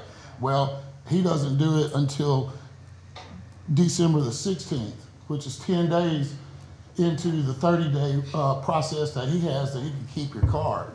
So he's a third of the way done with the 30 days, even though he hasn't put it on the website. And I'm the lien holder on this particular vehicle, so it would have just racked up 30 days worth of charges. But I argued with him about he didn't put it in the DMV website. He says take it up with the city. So I'm either got to pay the ransom to get my car back, because he's got it. Anybody else would have to do this too. But you can't get any help from the city. Nobody in the police station can point me in the right direction. Chief Pinion's tried to help me. She spoke with me tonight. But, I mean, who oversees what the tow company does? Mr. Spangler, I'm assuming the vehicle was taken on by a... It was the driver, I forgot the code. I think it is. 24... He didn't have a license. 2243? Yeah. Okay. He didn't have a license. But here's how it works. When he towed that car on the 6th, between the 6th and the 9th, it should have been put in the abandoned website. Okay, it wasn't. And my computer system is hooked to the DMV because I'm a car dealer. And we have a program that runs VIN numbers that I'm a lien holder on daily. So when they come up, I'm aware that the car's been in impound, and I can try to take measures to get it out without having some huge ransom. So I believe the person that you would be looking for is who is over traffic. I've been calling them since December the 20th. Okay. Whoever's over his traffic is... Nobody, evidently. Well, I think there's a lieutenant that's over traffic, and they regulate, like they do the tow truck checkoffs and whatnot. Well, what's to be done, like, right? I think what's to be done about the y'all were talking about ordinances for doing repos, and I spoke with Jacob and everybody about that. Who's the police for the record? I think to your point, I didn't know about this specific issue. Well, this just happened, yeah, but we can try to rework that ordinance and make sure that it's able to be followed and well, I mean, at this point, I knew what I was talking about and had my stuff together, and he still overcharged me. And this is a business in Hartselle. Yeah, and he's complaining on an article about the problems he has working a rotation from Hartselle. That's not our problem. We need to find a way to help you resolve that. Well, I mean, it's not just me. It's anybody that gets a tow car. I understand that. Yeah. Car tow. We'll be in touch on that. Because the lady that actually was the lady that I sold this car to, she had no idea what the rules were to go get her car. And it had been sitting there since December the 6th. So I guarantee you, and see, the guy that owns the tow company, he knows me, and he knows I know what I'm talking about. So then we had to get into an argument. It's either pay him and let it sit there, or continue to fight the process. But then you call down here and there's nothing. Let's work on that. I'll be in touch. Yeah, we need to do that because if he would have told that lady that I was helping out, she would have not known any better and been paying $1,000-some to get her car back. So the record companies are overcharging people. I got you. Vera Buller. I yield my time to Ms. Bailey, please. Thank you.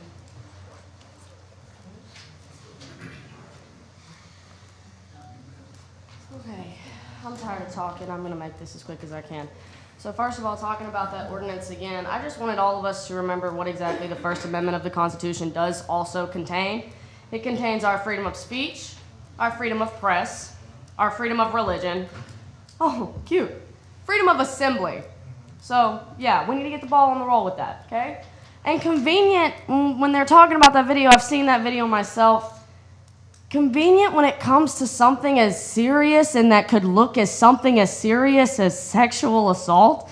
That's convenient for us to bring up to use against you. No, it just shows your character, honestly. And it shows that you should have never been elected for the seat that you're in to begin with.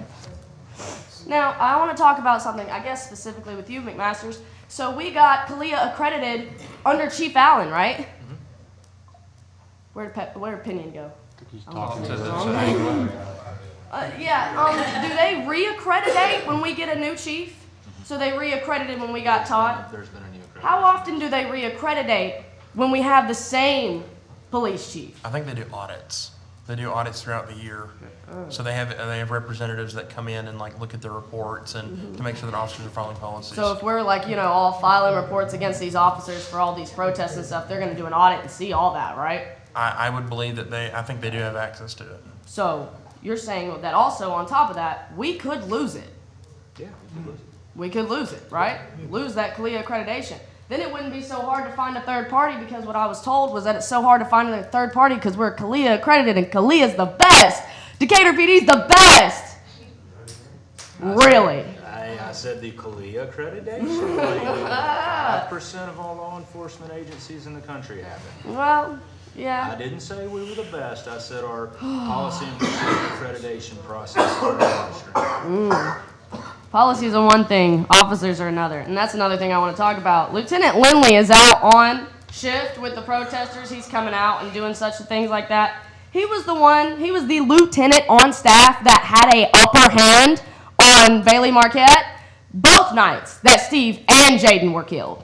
Lieutenant Lindley does not need to come back out there with the protesters on top of Mr. Muckadam. Is that the drunk? And on top of all of this, a dispersal order is a last resort. I will not say it again in front of all of you. You need to talk with your police chief, because he is your department head of your police officers. He needs to talk with his police officers so that we can all try to find some common ground. Now, yes, if we're out yelling in front of your house and then all of a sudden a neighbor calls in a complaint, the officers have to investigate. Yes, I understand that. So when the officers get a complaint, they can come out there to night shift. I know most of them personally and say, hey, peacefully, not aggressively.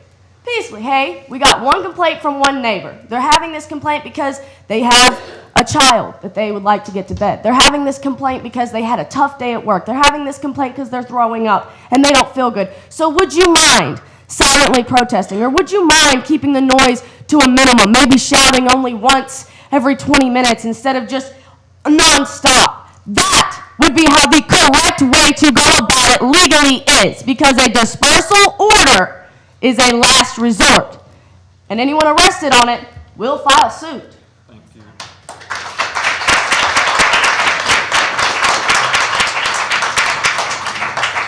Cherie, head.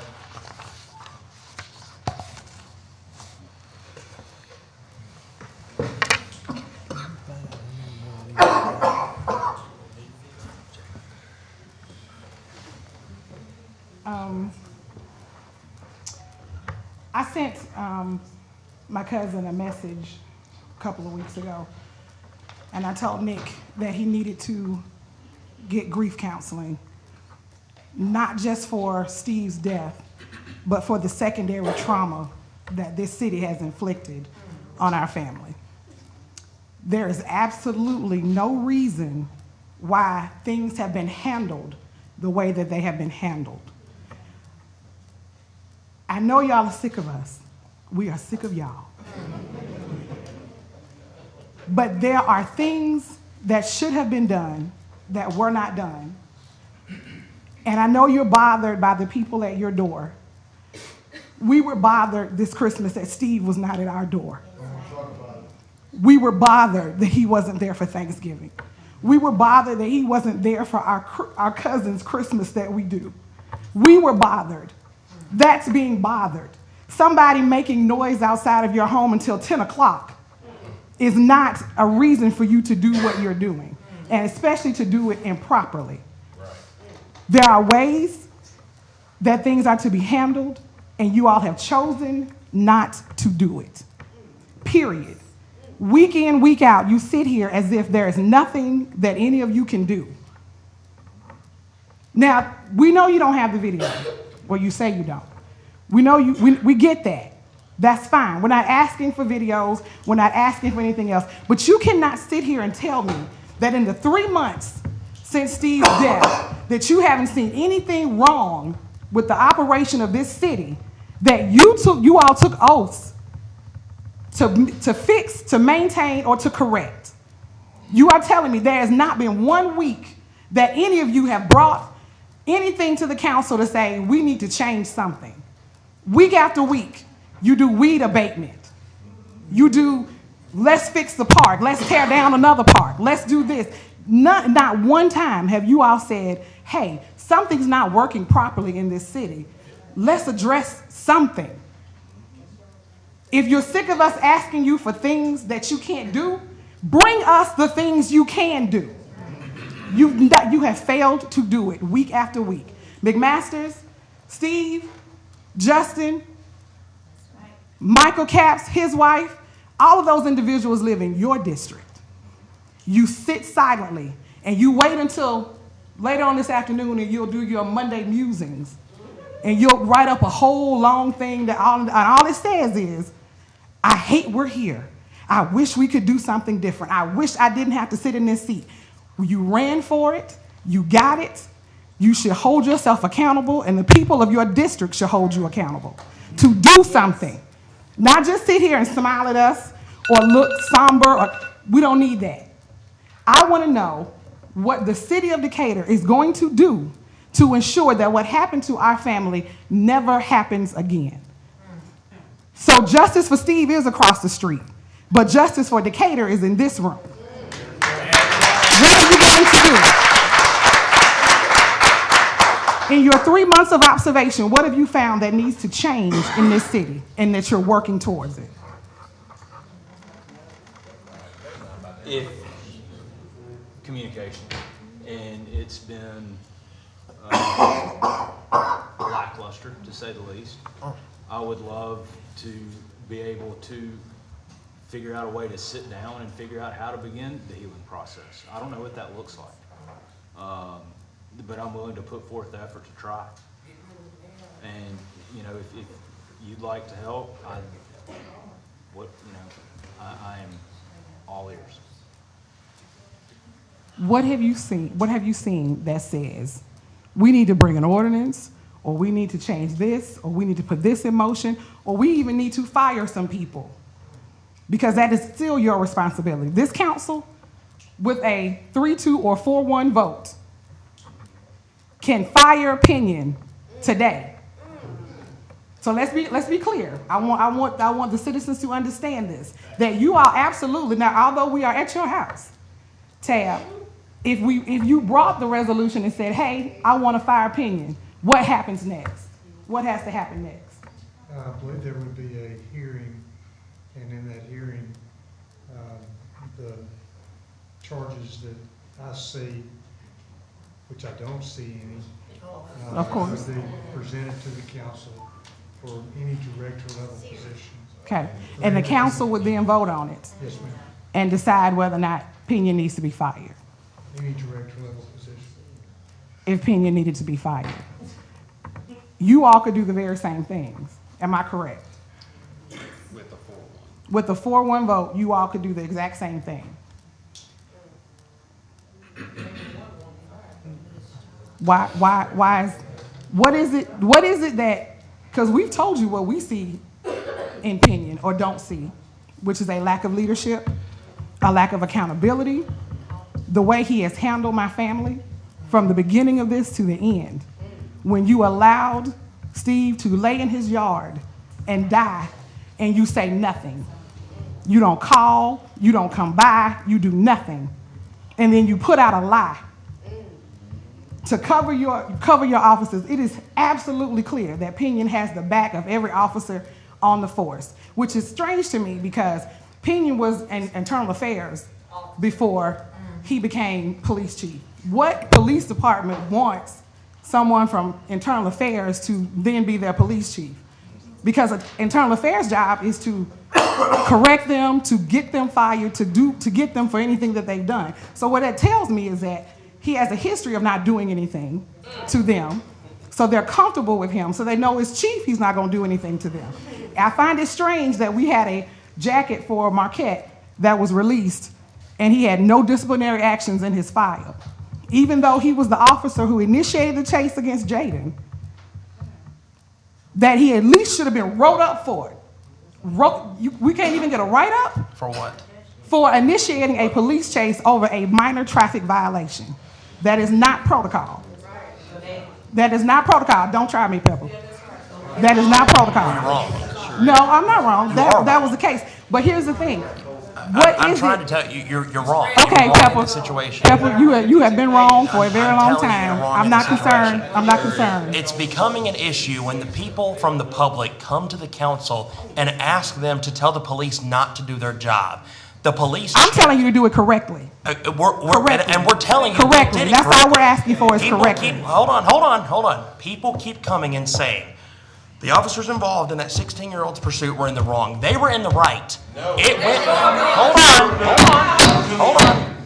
It went in front of a grand jury, in front of their peers, your peers, and my peers. I find it interesting, Pepper, I find it interesting that the only time you find your voice is to use it to speak for an officer. That is, now I'm sure you have constituents. I'm sure you have constituents that you need to be on their side and listen to them. But the only time you use your voice is to address an issue with an officer. I'm not going to argue with you. I get your side. I get where you are. You're stating things that are incorrect. Is there anything that the council sees that needs to be changed in the city of Decatur? And we'll have to. Absolutely. Silence him. We'll have to wrap up after this, unless anybody else wants to answer. Sir, she have my 3 minutes. Call it over. Yeah.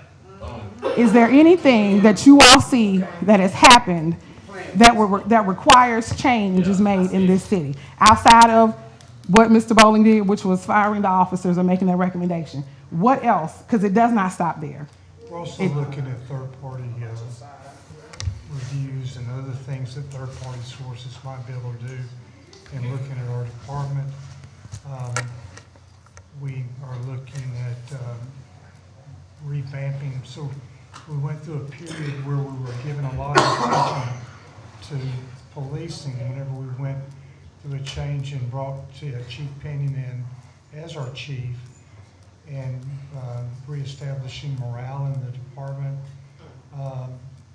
We were seeing an increase in a decrease in crime, a decrease in traffic fatalities. We were seeing an increase in recruitment of officers. But you also saw a decrease of 20 black officers on your force Not since during Pinion Chief- has been no, ma'am, here. Not during Chief Pinion's tenure. Are you certain? Yes. Are you certain? Yes. That is not true. That's not true. Anybody else? My original statement still stands. And Chief Pinion and I have had a conversation, and he shared with me that he wished that I would dog cuss him because he wanted me to say something that would make him hate me. But I shared with him the same thing I shared here in this council meeting, that I think that he needs to be removed. I think that our standards, our policies, our procedures, our reasons that someone has, and the violation of those policies, procedures, standards, someone has to be held accountable. And whether we want to be friends or not be friends, someone has to be held accountable. So I said it early on, I'm still of that position that Chief Pinion, even though I like him as a person, needs to be gone. He doesn't need to be the chief of this police department. I think that our police officers who were terminated, I felt that all of them should have been, plus more. But I do think that there is some healing that needs to be done on this side of the street, as I said earlier. And I do believe that we're not there yet. So I think that things like the statement regarding the protest and that we are going to arrest protesters, I think that that delays our healing.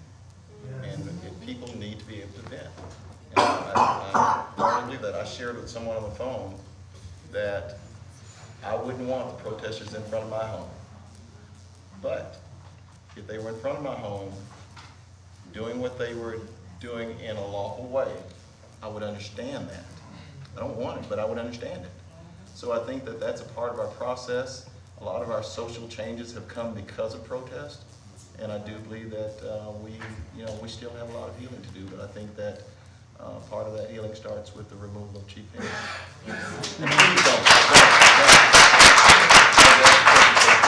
That's not what this is about, but that's where I am, and that's where I've always been, Cherie, and that's where I think that I will remain.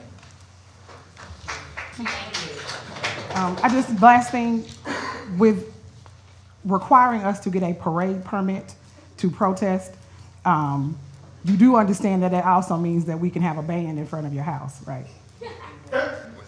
Because if we get a permit with the parade now, so we can have a whole band out there. So if us chanting bothers you, please get ready for the entire band that will assemble in front of your home. Oh, yeah.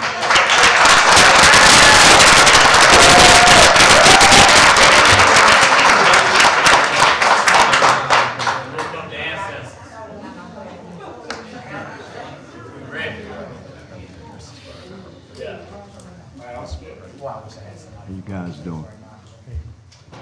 Fine, how are you? Great. My question is to the mayor at this point. Is it my understanding that you fired 3 police officers and suspended 1? Yes, sir. I want to ask this question also. Now, in the school system, if you violate rules, do you agree that people are subject to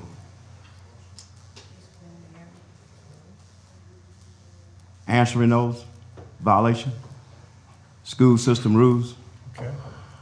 Now, if you have property, you have property rights. When you agree with me on that? Somebody might violate your property rights? Where are you going with this, sir?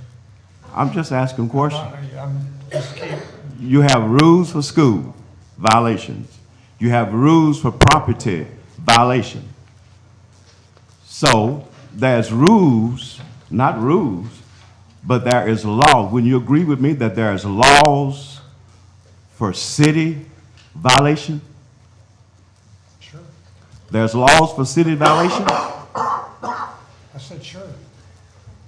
So when you fired those 3 officers, they did not violate a policy, they violated the law. No, sir. For me, The law. my decisions. I just asked you that you have laws for city. No, sir. My decisions were based on policy violations. Cities, industrial plants, and city government is different. When you violate a law for the city, then you are subject to arrest. So, If I violated, sister, let me ask you this question. Me as an individual, if I violated the law, what would you do to me? I wouldn't do anything to it. What would the law do to me? Depends on what the level of violation. Would I be arrested?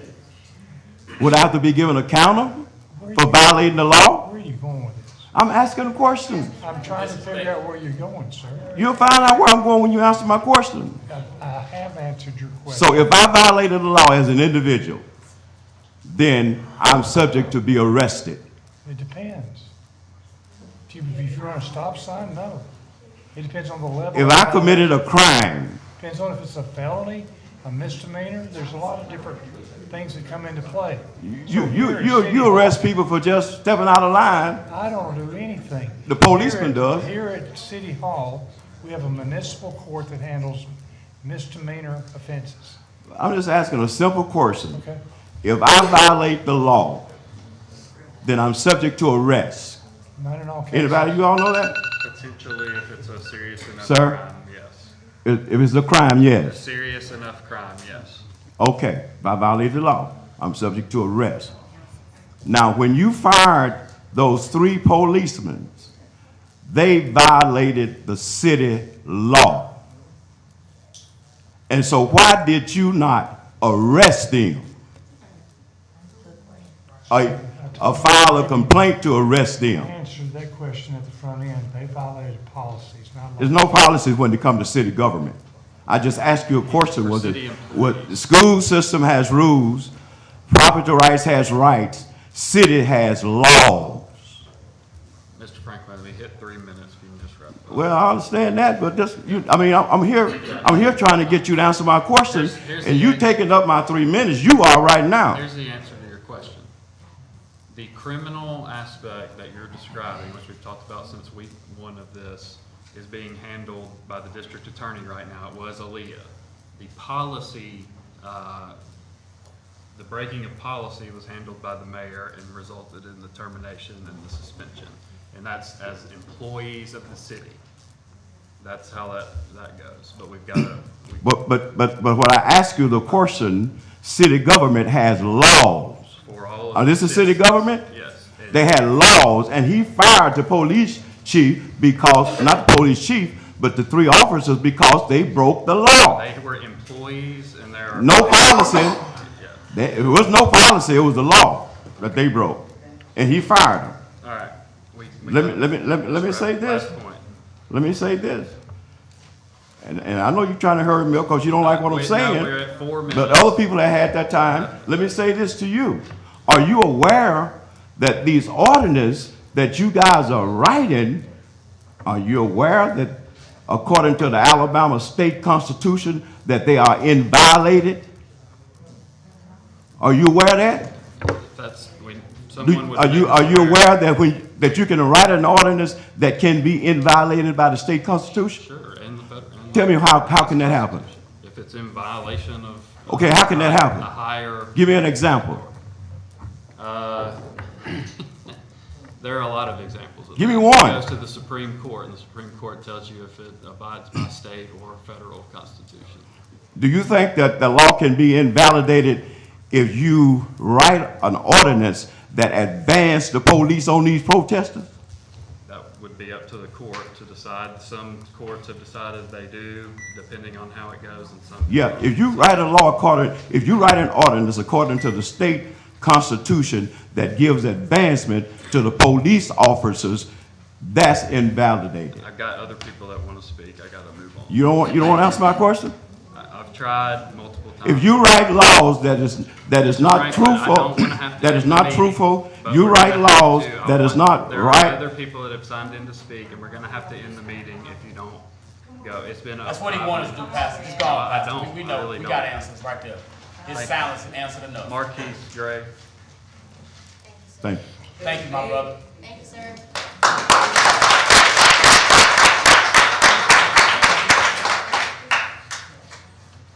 It don't matter. All right, there were a few things that I've heard tonight that have been really concerning.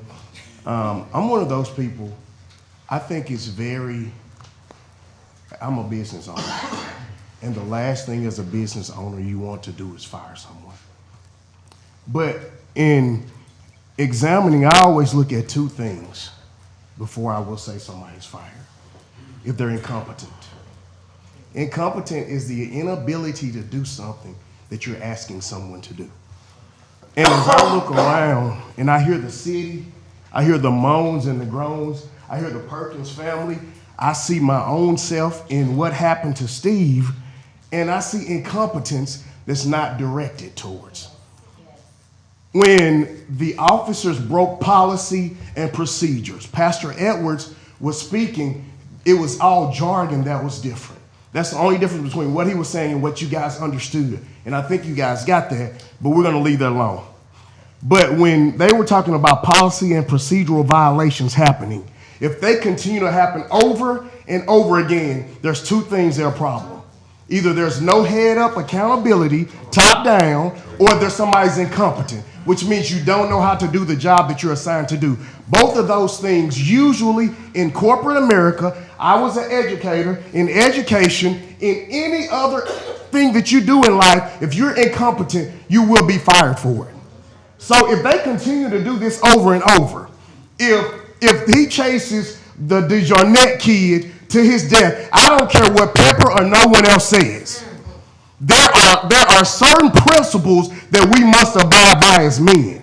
And if you chase a child for having a light out on their car and it causes their death and that doesn't bother you, there's something that's wrong with your moral compass. There's something internally that's not right when he says it doesn't matter, they got to chase him because they could be. This was your statement, Mr. Pepper. You said they could be a criminal. Well, you could be a criminal too. Should they be chasing you? And think about this. I saw a video in a movie, if we think about it, it's an old Samuel L. Jackson movie called A Time to Kill. And in the closing arguments, Matthew McConaughey made a statement, and he gave this whole drawn-out argument. And at the end, he said, imagine if she were white. I want you to imagine if while chasing Mr. DeJarnette, your grandmother was on the road and was killed. Imagine if your sister and brother was killed in excess of 130-mile-per-hour chase over a taillight being out, and he was killed. That reeks of incompetence. And if you guys can't see that and can't change policy and procedure on that alone, there's something wrong. Yes. If the other side of firing somebody, if they're not incompetent, then they don't care. They do not care if I am going, and it has to be top-down accountability in everything. I was a football coach. The head coach is always fired first. If in the school system, when teachers become rogue and there's no accountability, the principal or the superintendent will be fired. Right. That's the way it works. And nothing against, I don't know you from Adam and Joe, but I do know accountability. I do know when I see people who are incompetent and they're beneath me, it is my job to address that. And so, if he's not addressing it, you're his superior. How, as his superior, how have you not addressed it? So this is the thing. If he's not going to do what he's supposed to do, and you're not going to do what you're supposed to do, us as citizens, our job in this democracy is to make sure you're removed. Lastly, and I'm going to wrap it up. There's a supremacy clause. You got a good one here. I also was a government teacher. All right? So in the supremacy clause of the Constitution, this is basic civics and basic as civics as they get. In the supremacy clause of the Constitution, the U.S., the federal government, you've got federal, state, local. That's the way it's broken down. There is no law nor ordinance by the local governments that supersedes the United States Constitution. And within that freedom of speech, that First Amendment right, and you can go back and we can look at it, there is precedence, Mr. Ladner, from the Supreme Court. All right? In the Jonesboro, when they were making and I didn't like what they were doing. All right? Anybody give me a minute. All right?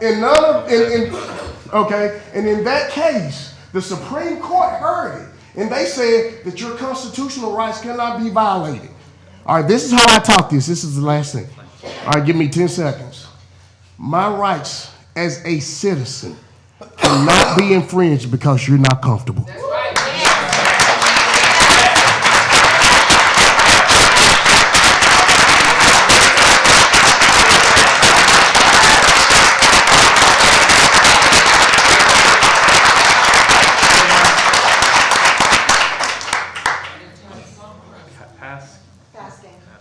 Fireworks and Airbnbs are against the law. All right. Am I the last one? Yes. Okay, I'm going to be quick, I promise. Mr. Mayor, I don't know if you remember me. My name is Kim Fasking. I'm one of your neighbors. I live in Old Decatur. Last year, my house was one of the homes on the home tour, and so we enjoyed your hospitality after the event, so thank you for that. We've really enjoyed living here in Old Decatur. We've been here for, like I said, almost 2 years now. And recently, we've heard some of the protests going on in our neighborhood. You're not that far from us, maybe 2 blocks away. And I've attended a couple of the protests, actually, as a legal observer, just to see what was going on.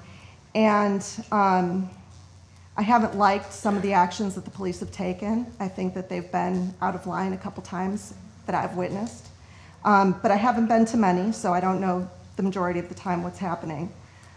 I did read your statement from the other day, and in that statement you apologized for the alarming and disruptive behavior of the protesters. I have to disagree with that characterization. I've been heartened to hear the voices of the protesters because they're standing for something that's important and they're exercising their constitutional rights. What is alarming to me as a lawyer and as a citizen of Decatur is the ongoing attempt to infringe on the citizens' constitutional rights. As Mr. Marks surely knows, and as you should also know, requiring a permit for protest on public property is unconstitutional. That ordinance is unconstitutional, period, okay? The people have a right to continue using the public property, to voice their concerns. What is alarming is the city infringing on those rights, which can lead to costly Section 1983 claims that will have to be paid for by the taxpayers of Decatur, and that's you and me and every single one of you. I, as your neighbor, welcome the protesters in their continued protests in our neighborhood, yours and mine, until they find the resolution they seek, and I urge you to rethink your position on these First Amendment infringements. Earlier, a man was speaking and asking you to work to heal this community as you have that power. All of you have that power. What you are doing now, infringing on the people's rights, is not the way. Thank you.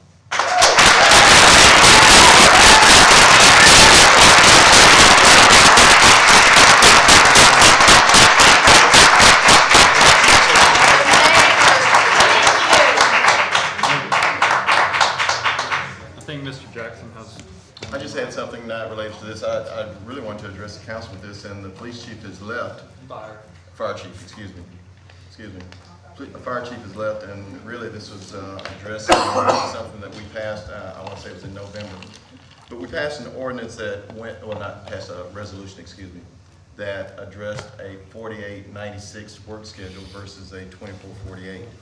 And my argument at that time was it was going to make us unstable, it was going to make our city unsafe, it was going to create a situation where our fire officers were going to be, our fire members were going to be tired and therefore not be able to give the urgency, the care that our citizens need.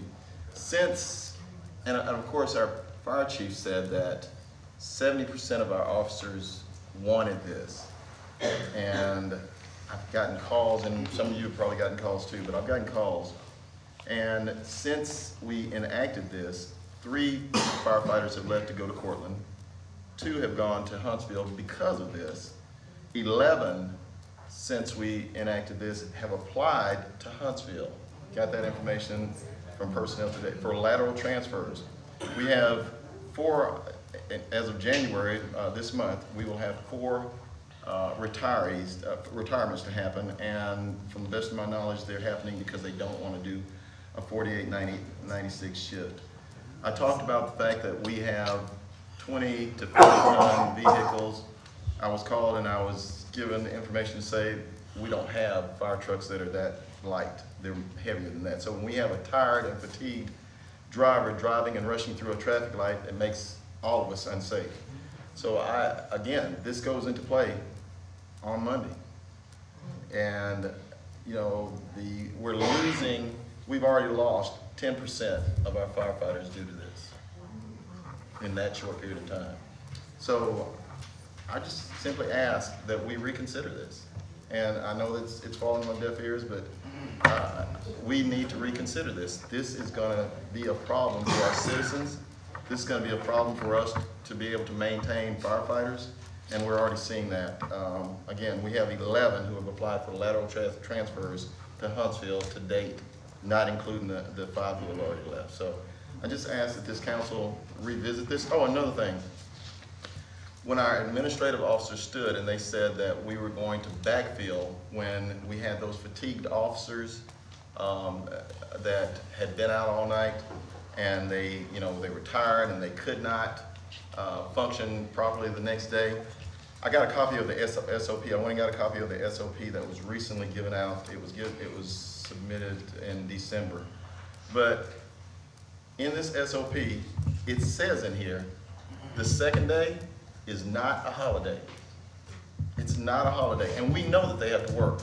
But when we have administrative officers stand and say, when they're tired, we're gonna step in for them, they haven't taken even the assessments that the other firefighters have to take to make sure that they can do the things that we need done as a city. So when they put in the SOP that this is not a holiday, that's basically saying, we're not coming out, you still gotta work.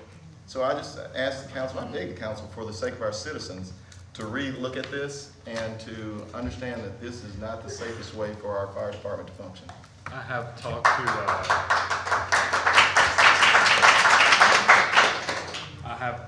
Chief a little bit about the folks potentially leaving. I wish he were still here. I do too.